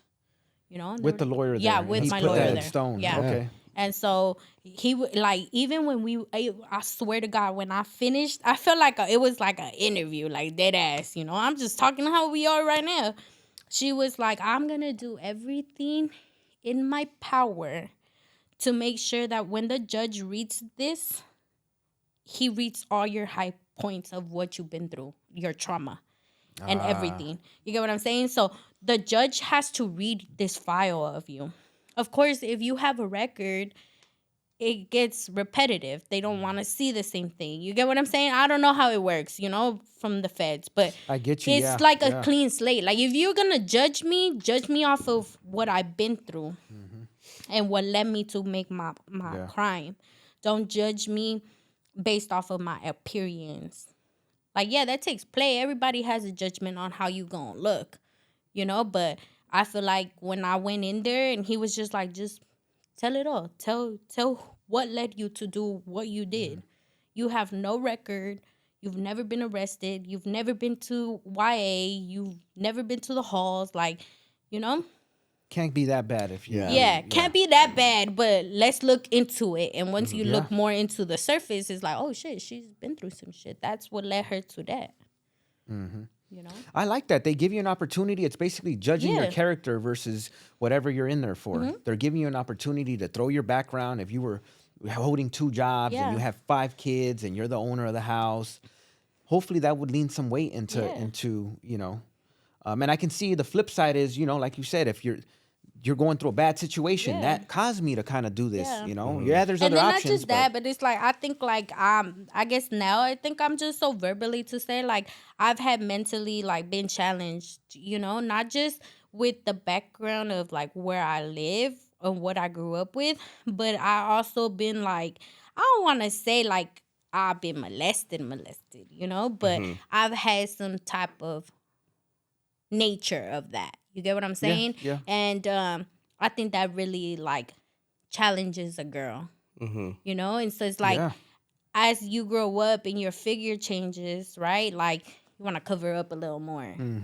You know, like, and sometimes it comes within your own home. You know what I'm saying? And when that happens, I think it makes you really like reevaluate, like, who can you trust? You know, and you want to cover up and you want to not show or reveal what you bring. You get me? So I feel like when I went to this interview and I was so vocal about that, and just being vocal about how that transpired to me growing up and like the certain man I choose in my life, I think it was just like, so she's been mentally a little challenged as well, you know? And so there's trauma. Yeah, there's trauma. It's not. It's a lot of trauma in there, you know. And I feel like now I'm so vocal to be like, yeah, I'm a little mental. I'm just a little bit. You feel me? But knowing that I could control it and not switch the you know, just switch to like pure chaos, I think it's kind of good, you know, because 100%. I feel like it's so easy for me to jump shift and be like, oh, okay, you need me to beat your ass? Where you at right now? Like, you know, and it's like, you're on paper, Jen. You can't be doing that. Like, you know, in general, you can't be doing that no more, you know? Like, you can't, you know? Different day and age for sure. Yes, you know? But it's so easy to be like, oh, let me quick check you real quick. Let me show you. I still got them paws, you know? But that's not what I want. That's not who I want to be, you know? How much time did you get sentenced to? I got sentenced to 18. 18 months. Yeah. So they take points. Again, the whole thing. So they take points off, you know? So since it was COVID, they took like 2 points. Really? Okay. Just because it was COVID? Yeah, it's 2 points. That's nuts. Yeah, it's 2 points or 1 point, whatever the judge decides, you know? And so it was like 1 point for COVID, right? 1 point for pleading guilty. So it's like it's so weird because it's like, it's 1 to like 10, and then 10 to like 15, and then like it goes like that until you get to the where you sign. So I signed somewhere between 20 to 30, right, months. So the numbers keep going, and the time goes down until where it finally ends. I think they ended up taking like 4 points off of me. So it's like I was still in the 20 range of what I was capable of getting, you know? Yeah. They're like, what my attorney was like, okay, you're signing here. They're going to take 3 points off. You're going to do about like 20, 25 months. Like, that's not bad, right? And I was like, nah, like, That's it's crazy. cool. Yeah. Like, that's not bad, you know? But like, the judge has the, yeah. I was like, yeah, okay, you know, but it was better than 5 to 10 years of what the mandatory for a RICO is. You know what I'm saying? Yeah. So I was just like, I'm cool. Like, that's cool. That's not bad for me, you know? Mm-hmm. Yeah. But finally, I don't know. I think it was like 3 points. It was like 20 months, 25 months. I was like, all right, cool. Like, I already had that mindset that that's what I was going to do. 2 years, you know? Around 2.5 years. And so I go sentencing day, and the judge was like, he's like, she's not a menace to society. I don't think that. I think she's been through some stuff. And the DA was like, oh, Your Honor, I actually want to put like other charges towards her. And I was just like, what the hell? Like, what came up? Like, I'm doing good. What do you mean? Like, what the hell, you know? And so the judge was like, no, you could have done that like before we had this, you know, like, no. Oh, so they like, stopped no. to shut it down. Yeah, he was like, no. Okay. And so then the judge keeps talking, and then he's like, I do believe that you did fuck up. He's like, and because my my lawyer was actually pushing for me to go to like a rehab, right? Because he was like, they found weed at your house. We could say the weed, you know, like smoke weed. Yeah, like let's try to use that as an outlet, you know? But the judge was like, no, you did something fucked up. Someone got hurt, and you got to go do what you got to do. He's like, but I feel like being generous today. He's like, so I'm going to give you 18 months. And I was just like, I mean, okay, cool. I'm down with that. But like really at random ass number, like 18, like 2 years, you know, like just 18. And I was just like, okay, thank you. Thank you. And he was just like, oh, how much, how long do you need to get your affairs in order? Because they ask you, you know? And so I was like, 2 months. I need 2 months to get my affairs in order. And he was like, okay, well, you turn yourself in January? Oh, they didn't, you were No. on the streets They didn't even fighting. take No, you there. I'm lying to y'all. February? I turned myself December. I turned myself before the holidays. Before, huh? Before the holidays. Why before and not after? I turned myself in September. That's a great question. Sorry, I had to think about it. I turned myself in September 20 or 30. Does the month go to 30? I think 29? so. I don't know. But the end of September so. was the day I turned myself in, because the next day was my brother's birthday. And the reason why I did that was because I just felt like it's my brother's birthday, then it's my mom's, then it's my sister, then it's me, then it's the holidays. I'm not going to turn myself in, bro. I'm going to go on the run. Like, I'm not going to... Why would I want to spend these moments with my family and have to go be like, okay, bye. I'm gone. You know, like, that's sad. Like, that's sad. I'm not going to put my family through that. So I was just like, 2 months. I don't celebrate nobody's birthday. I don't celebrate my birthday. I don't celebrate no holidays. I'm going to go do this time, and I'm going to come back. Damn. And I was so like, because my mom was like, why did you say 2 months? She's like, ¿Que te ibas a escapar? And I was like, probably, like, the fuck? Like, I don't want to go through that. Like, and we're not an emotional household. So I was just like, bruh, no, I'm not doing that. Like, Yeah. Did you hear about people like prolonging it longer than that? yeah.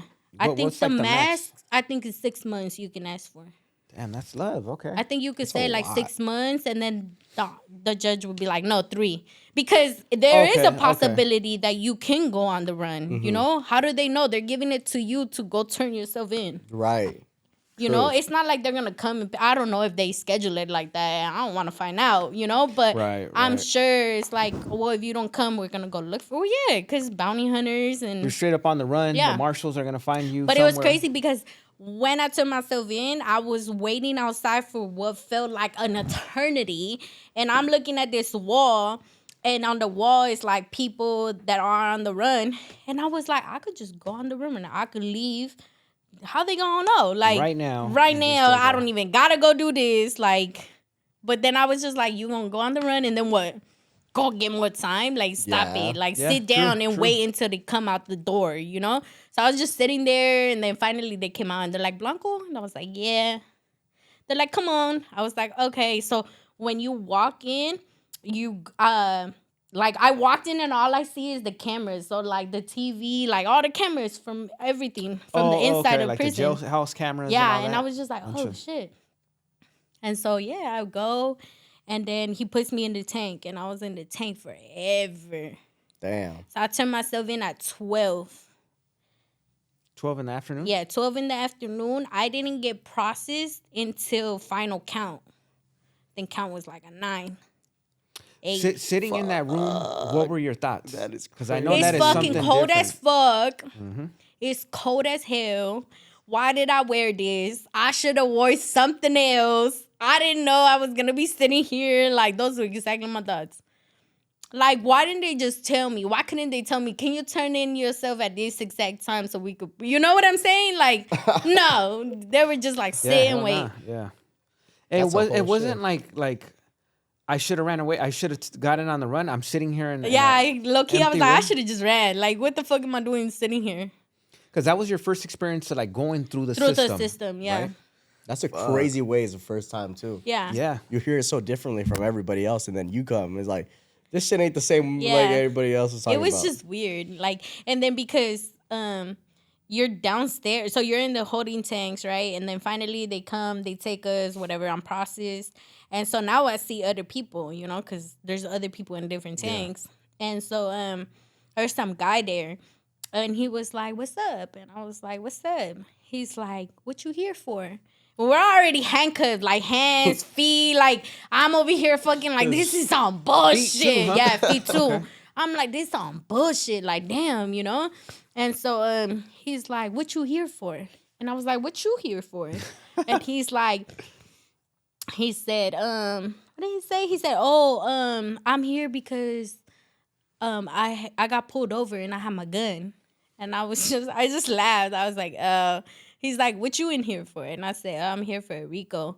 He's like, oh, word? And I said, yeah. And then he looked at me from head to toe, and he's like, damn. And I was just like, okay. Like it's so like, okay, fool, like, shut up, you know? Like, damn, you know? You really not trying to get at me right now while we're in handcuffs, you know? Hey, not knowing that was the future. That's what it is. Not knowing, it is. I was just like, oh my God. And then he's like, hey, what they call you? And I was like, B. He's like, B. He's like, I'm gonna holler at you when we up there. And I was like, how the hell? Like, what the hell? How you gonna do that? And I was just like, okay. And so, you know, you go, you get processed, and then you go, you know, strip search, all of that, get your rolled up mattress. And so the girl CO, she was cool. I don't know her name, but she was cool. She was like, first time? And I said, yeah. She said, you'll be straight. I was like, okay. And mind you, all my co-defendants were already in there. You get what I'm saying? There was a bunch of girls on the it was case a whole too? bunch of girls. We're like talking about an indictment of 86 people. Damn. And you knew them. You kind of knew faces? I didn't know them. Okay. I didn't know no soul besides my co-defendant. But I only knew my co-defendant because of a stupid phone call. You get what I'm saying? Like, I didn't know him. Like, he wasn't my partner from the streets. But I'm all right with you. You feel me? Like, I ain't going to tell on you, fool. Like, you know, I don't know you, but it is what it is. You feel me? So, yeah. So, but mind you, I would go to every court.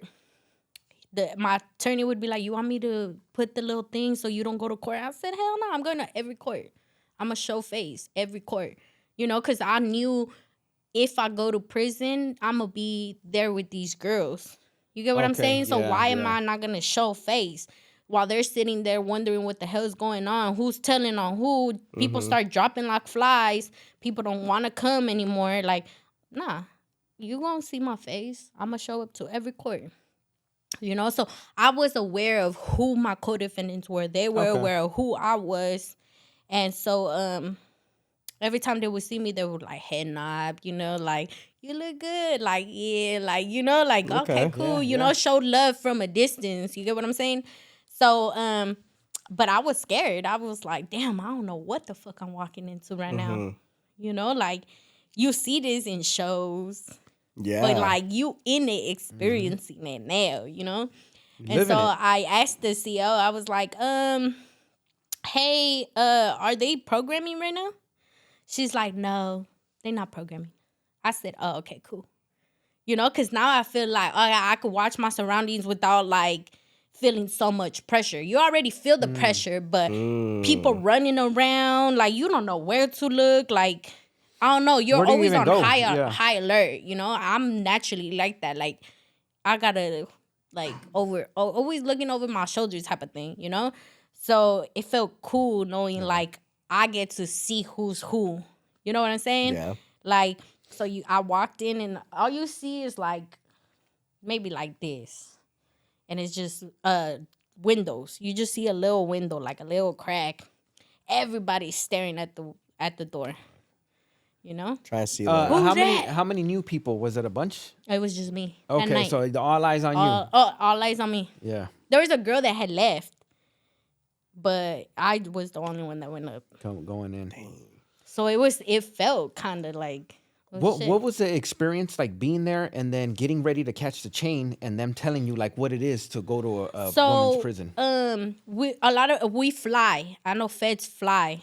Con Air. That's a real Con thing. Air. Okay. I didn't get to experience that. Okay. I was hoping I was going to, but they were like, you end up in Pahrump, and Pahrump, they be cold. They put you in the shoe till you wait to get to your destination, right? Your prison.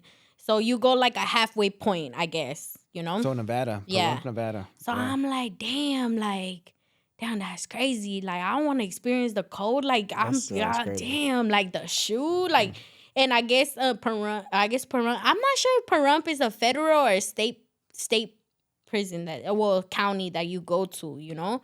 So I was just like, damn, like, I don't even get to have a gray sweater. I don't get to take nothing because you go in your whites, you know? So like a jumpsuit? Yeah, like a white jumpsuit. So when they finally told me, like, okay, you're going to get, because walking in, I wasn't really tight with my co-defendants, you know, because I'm not going to walk in there and be like, hi, I'm your co-defendant. Can I kick it with y'all? Like, like you weird JK? Like, what the hell? That's some weird shit, you know? So I felt like, you know, and some of my co-defendants told me as we like chopped it up, they're like, you kind of walked in here like your shit didn't stink. Right. And I was like, nah, like that's not me. Like I don't know nobody, so I'm gonna sit back and observe everybody. There you go. You get what I'm saying? And I would literally like kick it. Like I would go down there, do what I had to do. I feel like I was there 4 months. Those 4 months I was there, they never had shit in commissary. So I was struggling in county, you feel me? Like, I didn't have sweatpants like everybody else.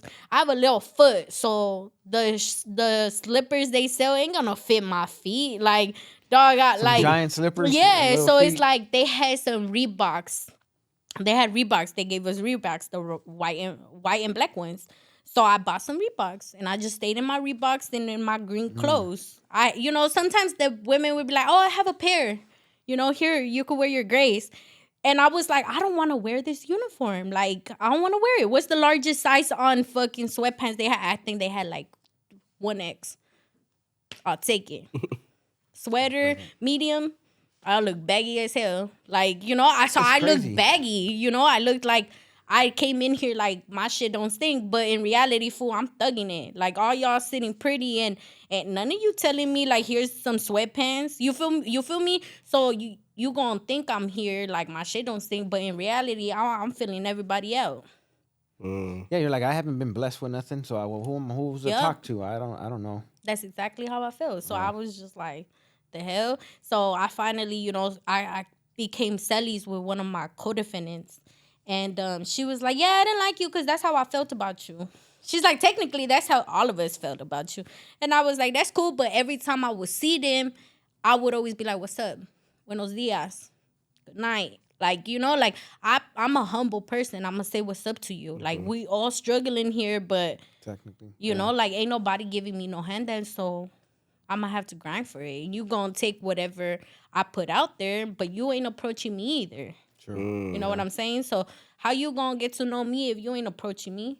Like, and I'm not approaching you either because I'm not gonna look like a weirdo. Hi, I'm your co-defendant. Like, clearly we all know who we are, you know? You would think like, okay, I'm in prison, so I have to do this a different way. It's not like we're on the streets where you want to just, because if they look at you corny, now they're throwing your name out there, and it's just a bunch of shit. But like I that. just feel like I guess from like my older homeboys kind of telling me like you gotta move like this and you gotta be like this. I think it was easier for me to move like that in there, you know, and just knowing like I'm walking out this motherfucker by myself. I came in by myself. I'm not gonna lose myself, and I'm not gonna pretend to be somebody to make other people feel better about their position. You get what I'm saying? Like, I don't gotta be from nowhere, but trust me, if I don't like it, I don't like it. You weird, get away from me. Like, you want me to smack you, I'm gonna smack you. Like, you know, like I don't know, like I don't know, I'm just me, you know? So it's just, you gonna get what I put out, you know? So I was putting out this persona of, let me kick back. Like, let me eat my apple and watch everybody. Let me see how everybody moves, you know? And by doing that, it was just like, you a junkie. Like, you stuck in the toilet talking to this fool in the toilet. Like, you never come out your room. Like, you got the girls that are paisas, you know? Like, you got the cholitas over here. Like, you know, it's just, you see everything once you step out of the box. And you can go wherever you want? No. And hang out and kick it? I mean, they had like a little patio. Well, no, as far as the crowds. You can pick the crowd you want to. It's not like you don't got to go with your people, per se. You could go here. You kind of move around. There's nobody really... I think you could see who's who with who. You get me? Like, there's no politics, but it's like, you could tell, like, the cholas are with the cholas. Like, so you get what I'm saying? Like, you see everyone with everyone, you know? Like, the little white girls kicking it by themselves. Like, you know, like, people mingling with each other. People who like to be drinking, using their narcotics. You get me? Like, that's that crowd. And then you know, you have everything. So, to me, I was literally just watching everybody. Observing, man. I just want to observe. So, when I finally became cellies with my co-defendant, she was like, you cool, but we were in lockdown for COVID. So she's like, you're fucking tight. Like, what the fuck? Like, come kick it at the table. And I was just like, they were orderlies. You get me? So they would be out a little bit later. Like, they were enjoying the pod. You get what I'm saying? Was that like a trustee or something? Yeah, like a trustee. Okay.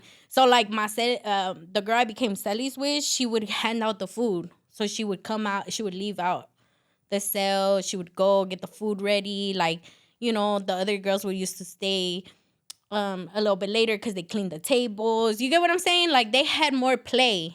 And so when she was like, come kick it at the table, I was like, oh, okay, like, cool. So it seemed like this was kind of like the behaving side of the group. Did that help you kind of like stay on track too? Honestly, yes and no, because I feel like when I finally came around them, around my co-defendants, it was like for a little bit because we were all on 24 lockdown because of the COVID. So we didn't get to be out programming, you know? So when I went into prison the first 14 days, I was segregated, you know? So all the girls were outside programming, right? Because you go through these levels of COVID. So everyone can be out now. Just wear your mask, clean the phone, sanitize, whatever, you know, emails, whatever. And so I didn't get to experience that. I was in COVID, you know? So when I was finally able to experience the whole moving around, I was observing. And then COVID hit. And then here comes my bunkie, you know? And so now I'm bonding with my co-defendant who I don't even know, but we in this shit together. And now she's like, well, you're not that bad. Like, now I see why it looked like that, you know? Like, you were just filling everybody out, like...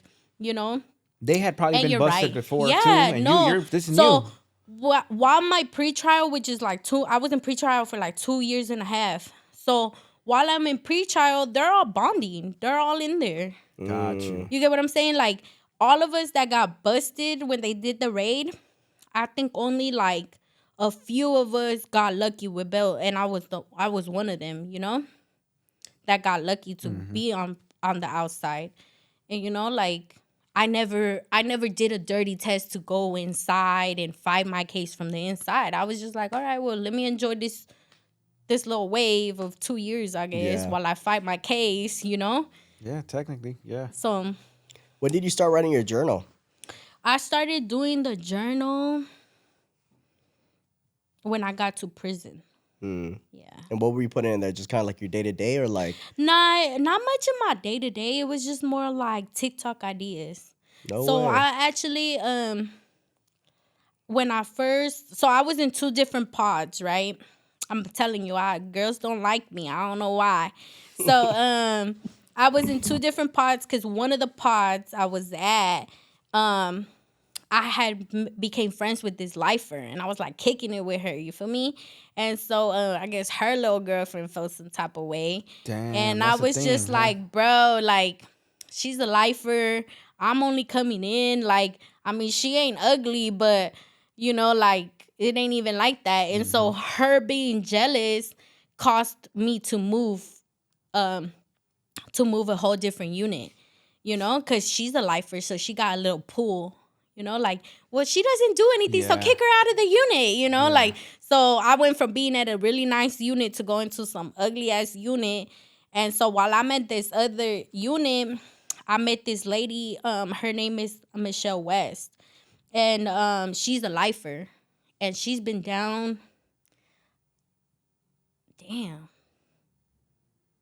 years? God damn, that's a long time, man. Yeah. I think about 30 years. I'm sorry, Miss West, if I got that wrong. She's still you busted? know, she's still busted. Yeah, damn. Her daughter is actually Mikkel West. She's actually like what's it called? Like a dresser for somebody. Oh, stylist or Stylist. something? She's a stylist for Choppa. Choppa. NLE? Uh-huh. Okay, the rapper. NLE Yeah. Choppa. Oh. Yeah. At the airport. Yeah, you got that. I How to never get that. the 3 letters right. So I'm like, I just say Choppa, like, you know? And so I got to meet that lady, you know? And mentor definitely took me under her wing and was just like, I don't know, we bonded over fashion, you know? No way. And so fashion started, we started talking. I told her about TikTok. I told her I was a little star on there. And so she was just like, okay, like, what you plan on doing with that? Good question. Like, what's your goal? How does your Instagram, mind you, this lady's been busted. She don't know what Instagram look like, but she has books that tell her exactly what Instagram looks like. So visionary, like you sit there and you visualize stuff, you get a whole game plan down. You know what I'm saying? Yeah. So, and your daughter's in this lifestyle, like she's in fashion. Like, girl, she's like an angel that I met. You feel me? Like, straight out just blessed my life and was like, sit down, think about what you want. What you gonna do? That's what you want? She would always say, she's like, you like a little Cardi B. I could see it already. You gonna shine. You gonna pop, you know? She's like, keep going with your TikTok, you know? Like, so that's how the idea of, like, the journal and every day. Because she would be like, when you done running amok around here, make some time for me so we could talk about what you gonna do, you know? And I'll be like, okay, like, all right, for sure. Like, I was, you know, she already knew. She's like, you enjoying your time here. Like, enjoy your time, but don't forget about business, you know? Because you got to go home at a certain point. You don't want to go out there with no skills or with nothing, no plan, no nothing. Because you're setting yourself up for failure, you know? I'm glad, you know, that it sucks that the lifers are there and that people don't really get to see that because they're a lifer. It's not necessarily, the crime may have been bad or whatever, but it's been 30, sometimes 40 years plus, you know, and they learn. Her mindset is she knows she ain't staying there. You get what I'm saying? Okay. Like, she knows she gonna get out. And I do believe that. She got a movement. Yeah, she got a movement. Like, people be out there on walks and marches and going to places to put her name out there so she could come, for her, you know, like advocating for her. Yep. So just being able to be in a space like that with somebody and someone seeing my potential and actually believing in me, I think made me like walk out of there like I'm a star. Like I'm somebody. I'm meant to be somewhere. You get what I'm saying? Like, I don't really have guidance in it, but Like, shit, take me under your wing. Let me know how I'm supposed to be moving, what I'm supposed to be doing. 100%. You get what I'm saying? So if no one's giving it for me, like, I'm going to go out and reach it too. You know, that's why I hit you guys up and was like, well, what's up? You know, like, man, and I'm real. I feel like I'm reaching, I reached out to another podcast and I was just like, what's up? Like, this is who I am. And they were like, okay, let's get something popping. Like, I'm like, all right, cool. Like, 2024, it seems like that's where I'm at. Yeah, keep thriving with it, man. It's only right, and I'm glad though that you're touching on the, like something important. You used prison to actually use it to your benefit. Yeah. You know what I'm saying? Like a lot of people waste it, especially somebody that does less. I always say 16 and a half is not enough. You're not gonna learn. You're gonna just get your name out there. You're gonna meet 1,000 people, and you're gonna think it's cool. Yeah. But once you stay there for a little longer, or if you don't meet the right person, and luckily in your case you did, you get a different outlook, man, because that person knows that you have an opportunity to go home and they don't. Yeah. And I'm sure some of those words resonated with you, and you're just like, I can't fuck it up. Yeah. Why would I mess it up to come back and it'll be a slap in the face? Yeah, and you know what? That's what I told her, because I also, I became cellies with my other co-defendant, in prison. Like, we rode out, well, like maybe like the last month before we were getting transferred to prison, we were cellies, but she's an OG, and she got a lot of time. Out of all the girls so far, she got a long time. So I felt like when I came to her, I wasn't trying to make it seem like I'm better than you because I got less time for you. Like, at the end of the day, she's an older lady. You know what I'm saying? You getting taken away from your grandkids, your kids, like everything. I felt for her when I know she got sentenced. You get what I'm saying? So I think being bunkies with her and just experiencing life, being locked up together, she was a guidance as well, because I'm telling you, girls did not like me in prison. So I would tell her sometimes, like, I heard they're going to come and jump me. Like, these doors ain't even locked, mama. Like, I'm telling you, right, I ain't even trying to take us to the shoe. Like, she'll be like, Mija, they ain't gonna come. Get on your bunk. Like, go to sleep. Like, no one's gonna run up on here. Yeah. Like, they just talking shit, But I'm like, I'm ready. Like, because the doors in the feds don't lock. That's nuts. It's like you get a to regular walk around door. whenever you want? Not whenever, like I mean, yeah, basically. Yeah, damn. So everyone's running amok. Yeah. And the good thing is, if you're on the right path, you get to use it to your advantage. Go to the fucking law library, go to the regular library. I didn't do none of that, though, but yeah. No. But at least, you found... I didn't do none of that, but yeah. But I used my time wisely while I was there. You get me? Like, I programmed, I worked out. Even the way I walked in there, like, I walked in there with short hair. I was probably like 180. And then I came out with long hair, and I came out at 160. Damn, for sure. Like, I mean, I'm not 160 right now, but I'm good where I'm at. You get what I'm saying? Yeah. Like, I'm doing what I need to be doing. 100%. So, yeah, I think, it just depends. So it's good to know, man. You use your time wisely. That's important. How was it, like, gearing up to get out? Did you prepare for that? And what was that looking like? I did. So, you meet your people. And like I said, I was with my bunkie. So most of the time, it was me and her. Then when we finally moved to a different unit, because, you check your surroundings, right? So when we were in the first unit, we were together and you had to program in that unit, It was like COVID restriction where not all the units are together. So you're only programming within your unit. So certain units are working and some of them don't, So the first unit we were at, which was A unit, B unit, we had to work, She got a fucked up knee, like, like we were in we started working in the kitchen and we were working like 14 hours. That's rough. You get what I'm saying? Like, we're the only working unit. Like, she's standing on her knee. Like, it's too much for her. Like, so then I told her, like, well, go to Unicorn. Like, you can make money and you sitting down in the desk and you chopping it up. Like, you making money, like, because you get paid a little more there, in that program, which is stupid because it's the feds. But, yeah, so I told her, go do that, right? So then when she goes and she's doing that, right? She's chilling, it's a different little program for her. I get kicked out of that unit. So then I gotta go to C unit, but it's a non-working unit. So everybody partying in that motherfucking unit, you know? And my homegirl, Chula, she was in that unit. So she's like, what's up? Like, what happened? And I was like, this dumb, because the girl that kicked me out from B unit, she ended up moving to the same unit with me. So I said, this dumb bitch, like, we literally were barely walking in, and my homegirl was chilling on the railing. She's like, what's up, fool? Like, I was supposed to go to that unit. Like, what you doing here? And I was like, this dumb bitch right here, like, you said it hater. loud on the Yeah, TV and I was like, this dumb bitch straight hater. Like, she moved us, and now she moved too. Like, stupid ass, you know? And so, she was like, well, I'm gonna help you, like, settle in, you know? And I was like, okay. So I settled in, and I was chilling there for a cool minute. I was there for like 2 weeks, and I kept telling my bunkie, like, my co-defendant, I kept telling her, like, come to this unit. Like, you gotta be at this unit. It's way better for you. You gonna kick back. You ain't even gotta worry about shit. Like, just come through your time here. She got 12 years. You feel me? So I was like, you gonna be chilling here. Like, you wanna go back and work? You can always go back and work. You know what I'm saying? Yeah. But change it up, scenery. You could do that there. You get what I'm saying? But I think for you barely coming in and barely doing your time, just kick back.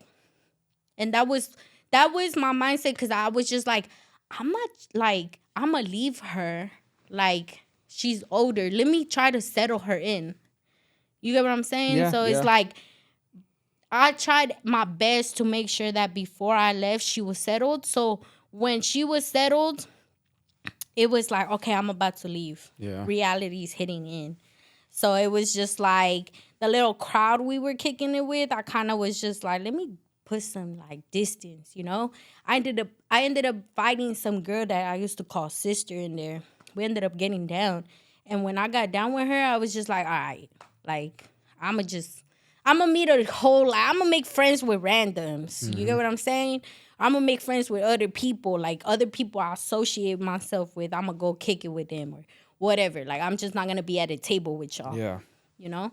And so, yeah, I met my homegirl Sharonda, you know, TM, little baby. And, like, that's who I ended up doing my last month and a half with, you know? And just, good people. Okay. Like, hell yeah, good-ass people. When I left, it was like they were all for, like, hell yeah, you're going to go out there, you're going to put yourself in the map. Yep. And, like, that motivation instead of, damn, like, I'm about to leave my mama. Because I used to call her my mama. She had no G. You feel me? Like, I live with you. Like, I help you bring your store upstairs. You get me? Like, we used to have chairs that we would have to leave in our room, in our cell. We would have to leave some chairs in our cell and take down the chair if you wanted to watch TV. Like, and we were in the top tier. Her knee fucked up. Little girls running here, there. Here, I'll take your chair down. Let's go watch TV. You get what I'm saying? Like, she probably appreciated the hell out of that. Hell yeah. Somebody to look out for her in a place where people don't really look out for each other. That's Mama Cherry. Like, I got mad love for her. You get what I'm saying? You still in contact with her? Nah, because I can't, but... Oh, is that a federal thing? Yeah. That's a part of federal parole and all that, Which is, I think, is so stupid, because I was living with the lady. You were just there. Yeah. I was living with the lady. Like, what is you talking about? You get what I'm saying? Yeah. And but she good. I know she good. She know I'm good, you know? Good. We're good around. Take us to the day now when you get released and kind of like what the plan was from there. I got, so I'm about to get released. And so I had told my mom, like, oh, send me my package up here so I could walk out with clothes, you know? And so she's like, oh, these were the shoes they were supposed to send me. These? Yeah, these. Okay. They were supposed to send me this with the outfit. And they sent it out and it got rerouted back to her. So I'm like, I'm gonna have to leave with my grace because the clothes didn't get here.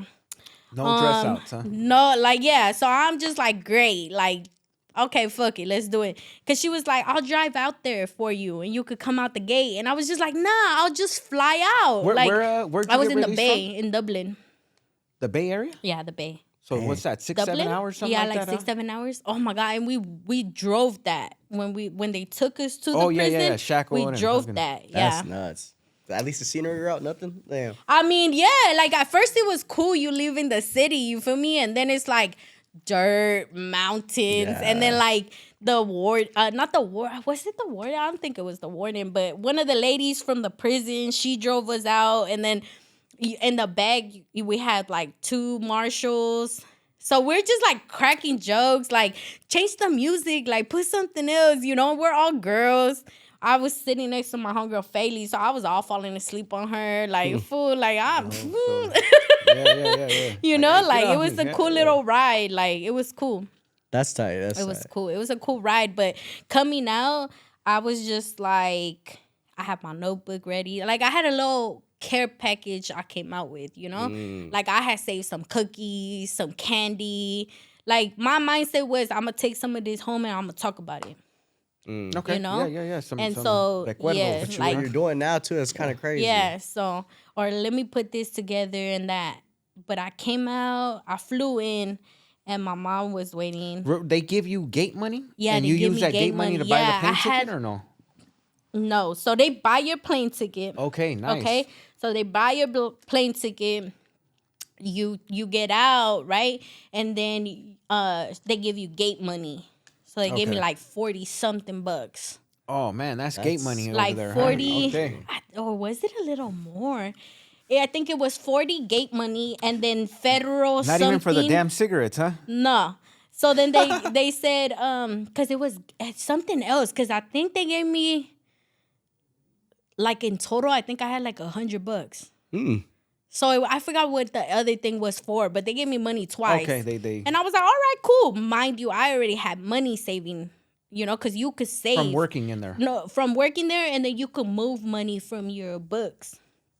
Oh, so because you could see your books, you know, the money in your books and stuff. So I started moving money. Like, I'm gonna put 60 away, 70 away. I'm gonna put money away. You get me? So when you come out, they give you a card, and it has like your mugshot, and it has like. They tell you, like, this is your debit card. You have to call and activate it. I'm like, how am I going to call and activate it? Like, what the hell? Like, this makes no sense. You don't even got an Obama phone. Yeah, I don't even have a phone. Like, and I'm not going to go ask somebody. Like, that's weird. Like, I don't know, you know? Like, these people are going to know. That's what I thought. These people are going to know I'm straight out of jail. You had your grays on, too? Yeah, I had my grays on. And so my mentality, I'm like, damn, these people are going to know. Like, they're going to know. And no one even knows. Like, everyone walks around freely. Like, they don't know. It's just, that's what you think. That's the mindset you think. I've been watching Grays all my life, or for what it felt like all my life, you know, that I think everybody knows I'm coming out of prison. In reality, nobody knew. You can go on with your day. No one would even ask. That's the cold reality of the world. Yeah. You're just walking through traffic. You're walking through the bus station. Ain't nobody. Yep. So I walked through the airport. Mind you, I hadn't fly or nothing like that. So like, I was never just done like, it, or I had never done it. What airport was I that? had done it when I was a little girl, but I don't know. I don't remember. You know how the process works and so shit? I'm just like, where is my gate? Where is this? Where do I have to go? So I got familiar. I walked, right? And I seen a little bar, and I was like, all right, for sure, a bar. So I'm like, let me go see. And so finally I seen where my gate, I dead ass. At the bar. Dead ass. So I go, and I'm literally, I'm like, okay, this is where I have to board. So let me go back to the bar. And so I go to the bar, and I'm like, I have my ID, because they give you your ID, right? It hadn't expired yet. It was about to expire. So I tell her, this card should be active, because at the airport you could have there's this little thing with the phone, right? So I called, they activated it. And so then I'm at the bar, and then I'm like, oh, can I have a shot of Patron? She's like, yeah, sure, honey, okay, you know. And I was like, thank you, and I'll take a beer. And she's like, what kind of beer you want? And so I was like, I'll do the Blue Moon. And I don't really drink. Blue Moons, you know? Hit. Yeah. So I'm like, fuck it. And like, you're fresh out. I'm fresh out. I have no phone. All I have is my MP3, my little earphones. I'm listening to music. I'm sitting at a bar at the airport, and I have no phone. I'm not going to ask these people for their phone. That's weird, you know? So I have my notebook, take my notebook out, and I take the shot, and I wrote, like, took my first shot, first day out. So, like, everything I was doing that day, I kind of wrote down. So when even you know how I told you earlier that in prison when you get out, there's girls in the camp. So the girls from the camp can drive, and those are the girl. That's the person that takes you to the airport. So it's kind of trippy, you know, because like an inmate is taking me to the airport, you know. Yeah. But I can see why. They're probably people that got a year and under, and there's no point for them to run away or nothing. Yeah. So you know, and there's from what I heard, there's people that actually do a long time but are camp eligible. Okay, that's just, nice. That's just a good to give them that opportunity. I love opportunity that. for something different. You get me? So we stopped at Target, and I was like, "Oh my God!" We stopped at McDonald's. They fucked up the order. So I'm writing everything down. What'd you order at McDonald's? I need to know. I wanted a oh my God, McGriddle? No. Oh, you went for breakfast. You made it in time for breakfast. It was breakfast when we got out. It was sausage McMuffin? Sausage McMuffin. That's what I wanted. And you know what they gave me? They gave me a biscuit. I hate biscuits. They're so dry. Like, no, I don't like biscuits. So I'm like, bitch, has McDonald's like fucked up my order on my first day out. I didn't even want to eat the sandwich, you know?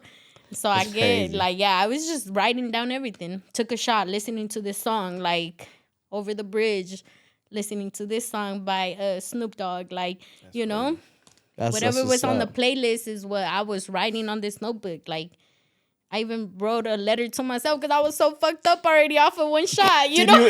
I was so fucked up. I was so fucked up, I landed fucked up. I can imagine. No way, you landed fucked up? I landed fucked up. And drinking a Blue Moon, even a motherfucker that seasoned a Blue Moon 6-pack would throw you on your butt. Because that's a short flight too, right? Yeah, it was like, no, it was a short flight. I think it was like an hour or something. Oh, yeah, but my flight kept getting delayed. So I was supposed to land here like around 3. I didn't end up landing until like 4. And so I'm just at the bar. Like, the fuck? Like, I know how I'm going to get there. I know who's picking me up. I ain't got shit to worry about. I got $100 in this card. No, well, even more because I think I saved like maybe like 8 bills. Okay. 9 bills. Yeah. So I came out with some money, like, run the card. Yeah, here. Like, my bad. And I even told the lady, like, my bad that you have to see my mugshot. She was cracking up. Like, I met some guy. He did modeling for Fashion Nova. And he was like, hey, can you take a picture of me? I said, yeah, I'll take a picture of you. And he's like, is that an MP3? And I was like, yeah. He's like, why you got an MP3? And I started laughing. I was like, I just got out of prison. He said, what? Give my phone back. What the fuck? He said, what? And I was like, yeah. He's like, oh, for sure. Take this picture. I took a picture of him. And then he, I think he posted it. He was like, oh, what's your ad? Or something like that.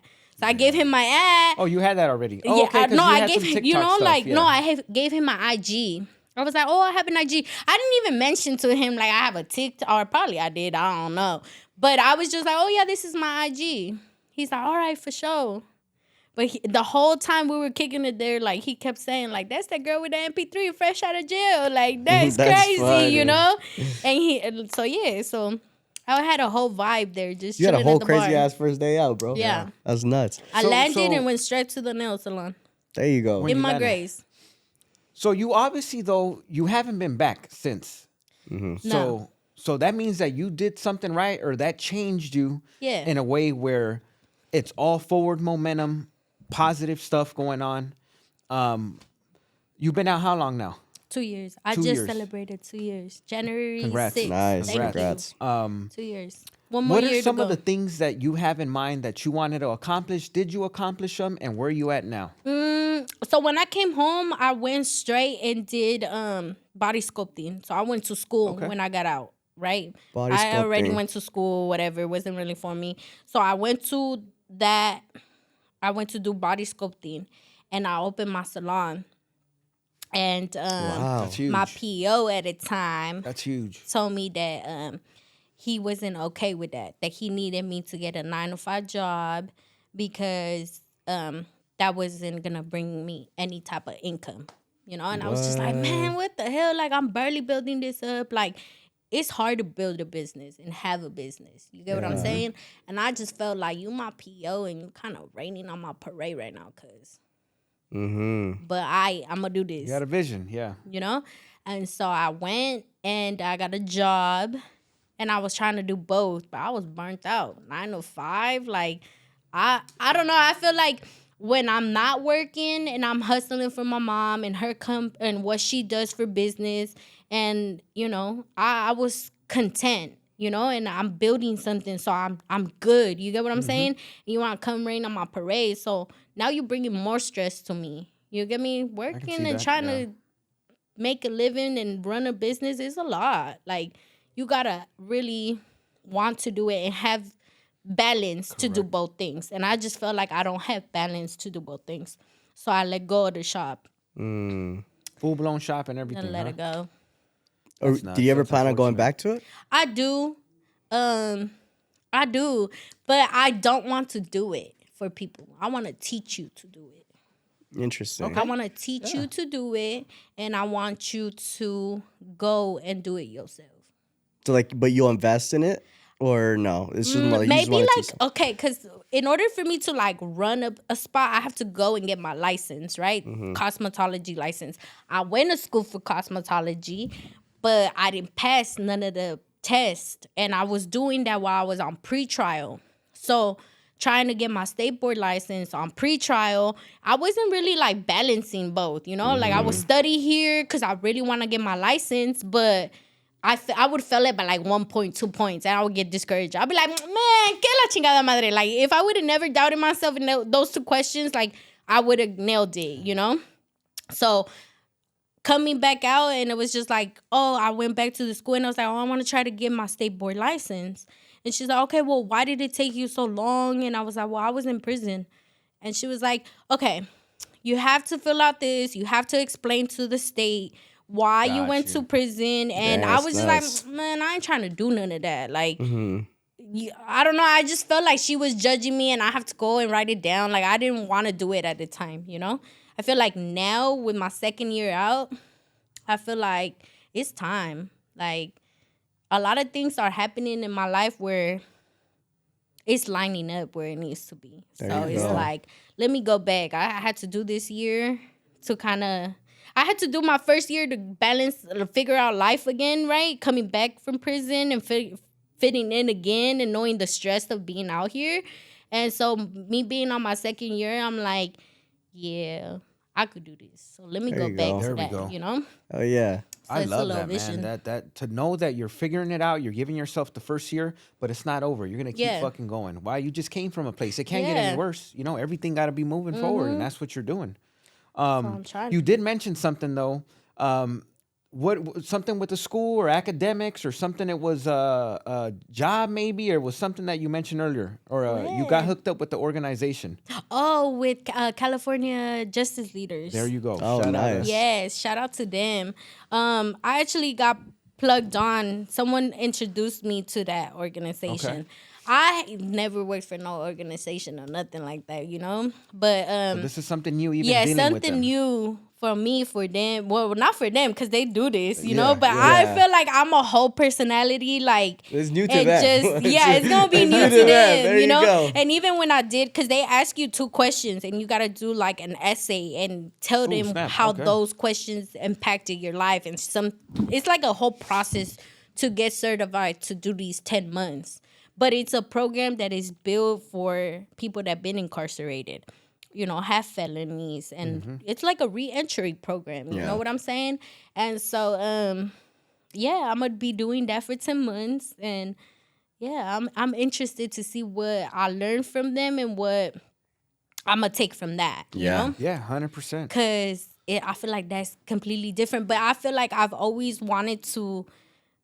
I don't know, I guess work with teenagers or like do what like this, talk about this, talk about things like that have always... Like a counselor almost. Yeah, kinda, you know?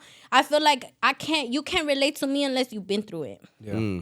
You get what I'm saying? It's like I can't sit here and tell you this and that and you're just gonna be like, oh, I'm sorry you went through that. I don't want your pity.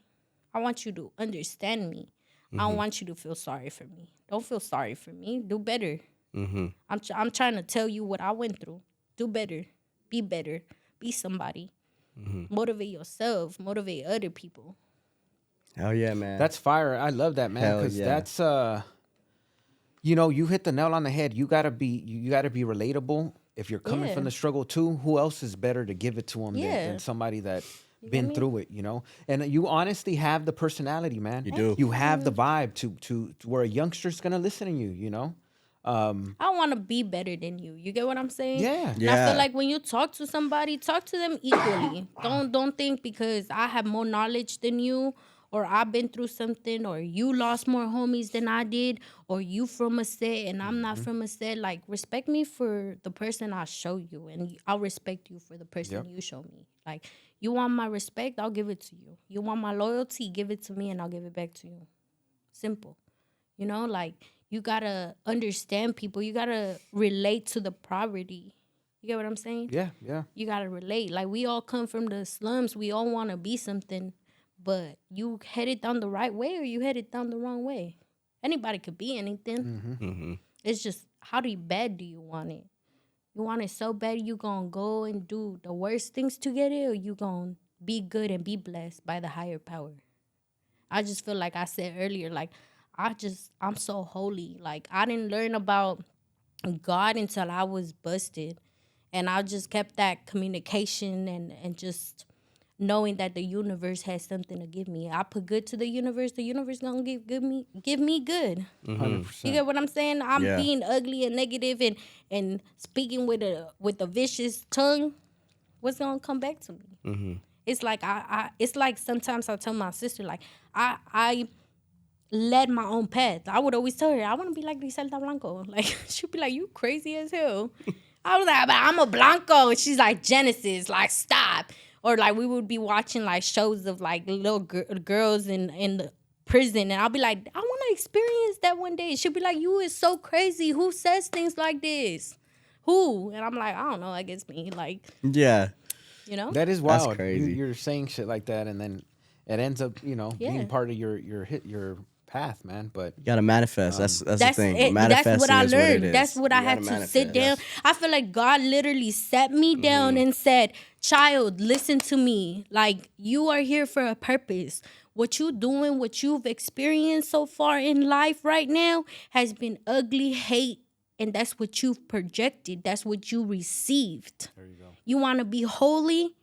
Walk a holy life. I'm not saying you got to be perfect. I ain't no perfect Christian. You get what I'm saying? I'm not a perfect angel, but I'm learning. And I'm trying to be that. And I'm trying to project that. And I want to have my aura so... I want to give you an aura that you're going to be attracted to. That you're going to be like, damn. Yeah. I want that. I want to feel that. You get me? You can't go around and be ugly. You ugly. Get away from me. You have a bad spirit. You have a bad vibe. I don't want to be like that. I want people to be attracted to me. Like, damn, she cool as fuck. Like, I want to kick it with her. Like, let her come here. Like, let me see more about B. What B like? Hell yeah. You know what I'm saying? That's fire. No, there you that's go, amazing. B. Shit, hell yeah. You know what? I think you could have said it better. I think hopefully everybody's able to get something from this, and I'm excited to see what you have coming for your future. Cause thank you. This just I want to see the TikTok man. again. I know. You gotta blow I gotta up. step up on it. I'm gonna put my recipes out there. I gotta spreads, go up. all that. Yeah. I think I took some time, but we plug all your stuff though. Plug all your media right now, and then if you have any final messages for the youngsters or even anybody. Go ahead. Okay. So this is me closing out. I'm B from LA, and all my social medias are the same. It's _bb.ee_. And I don't know. Just follow my journey. See what I'm about to show everybody, because I'm home. So we going up. Let's get it, baby. Reentry Network Podcast. We out. Yeah.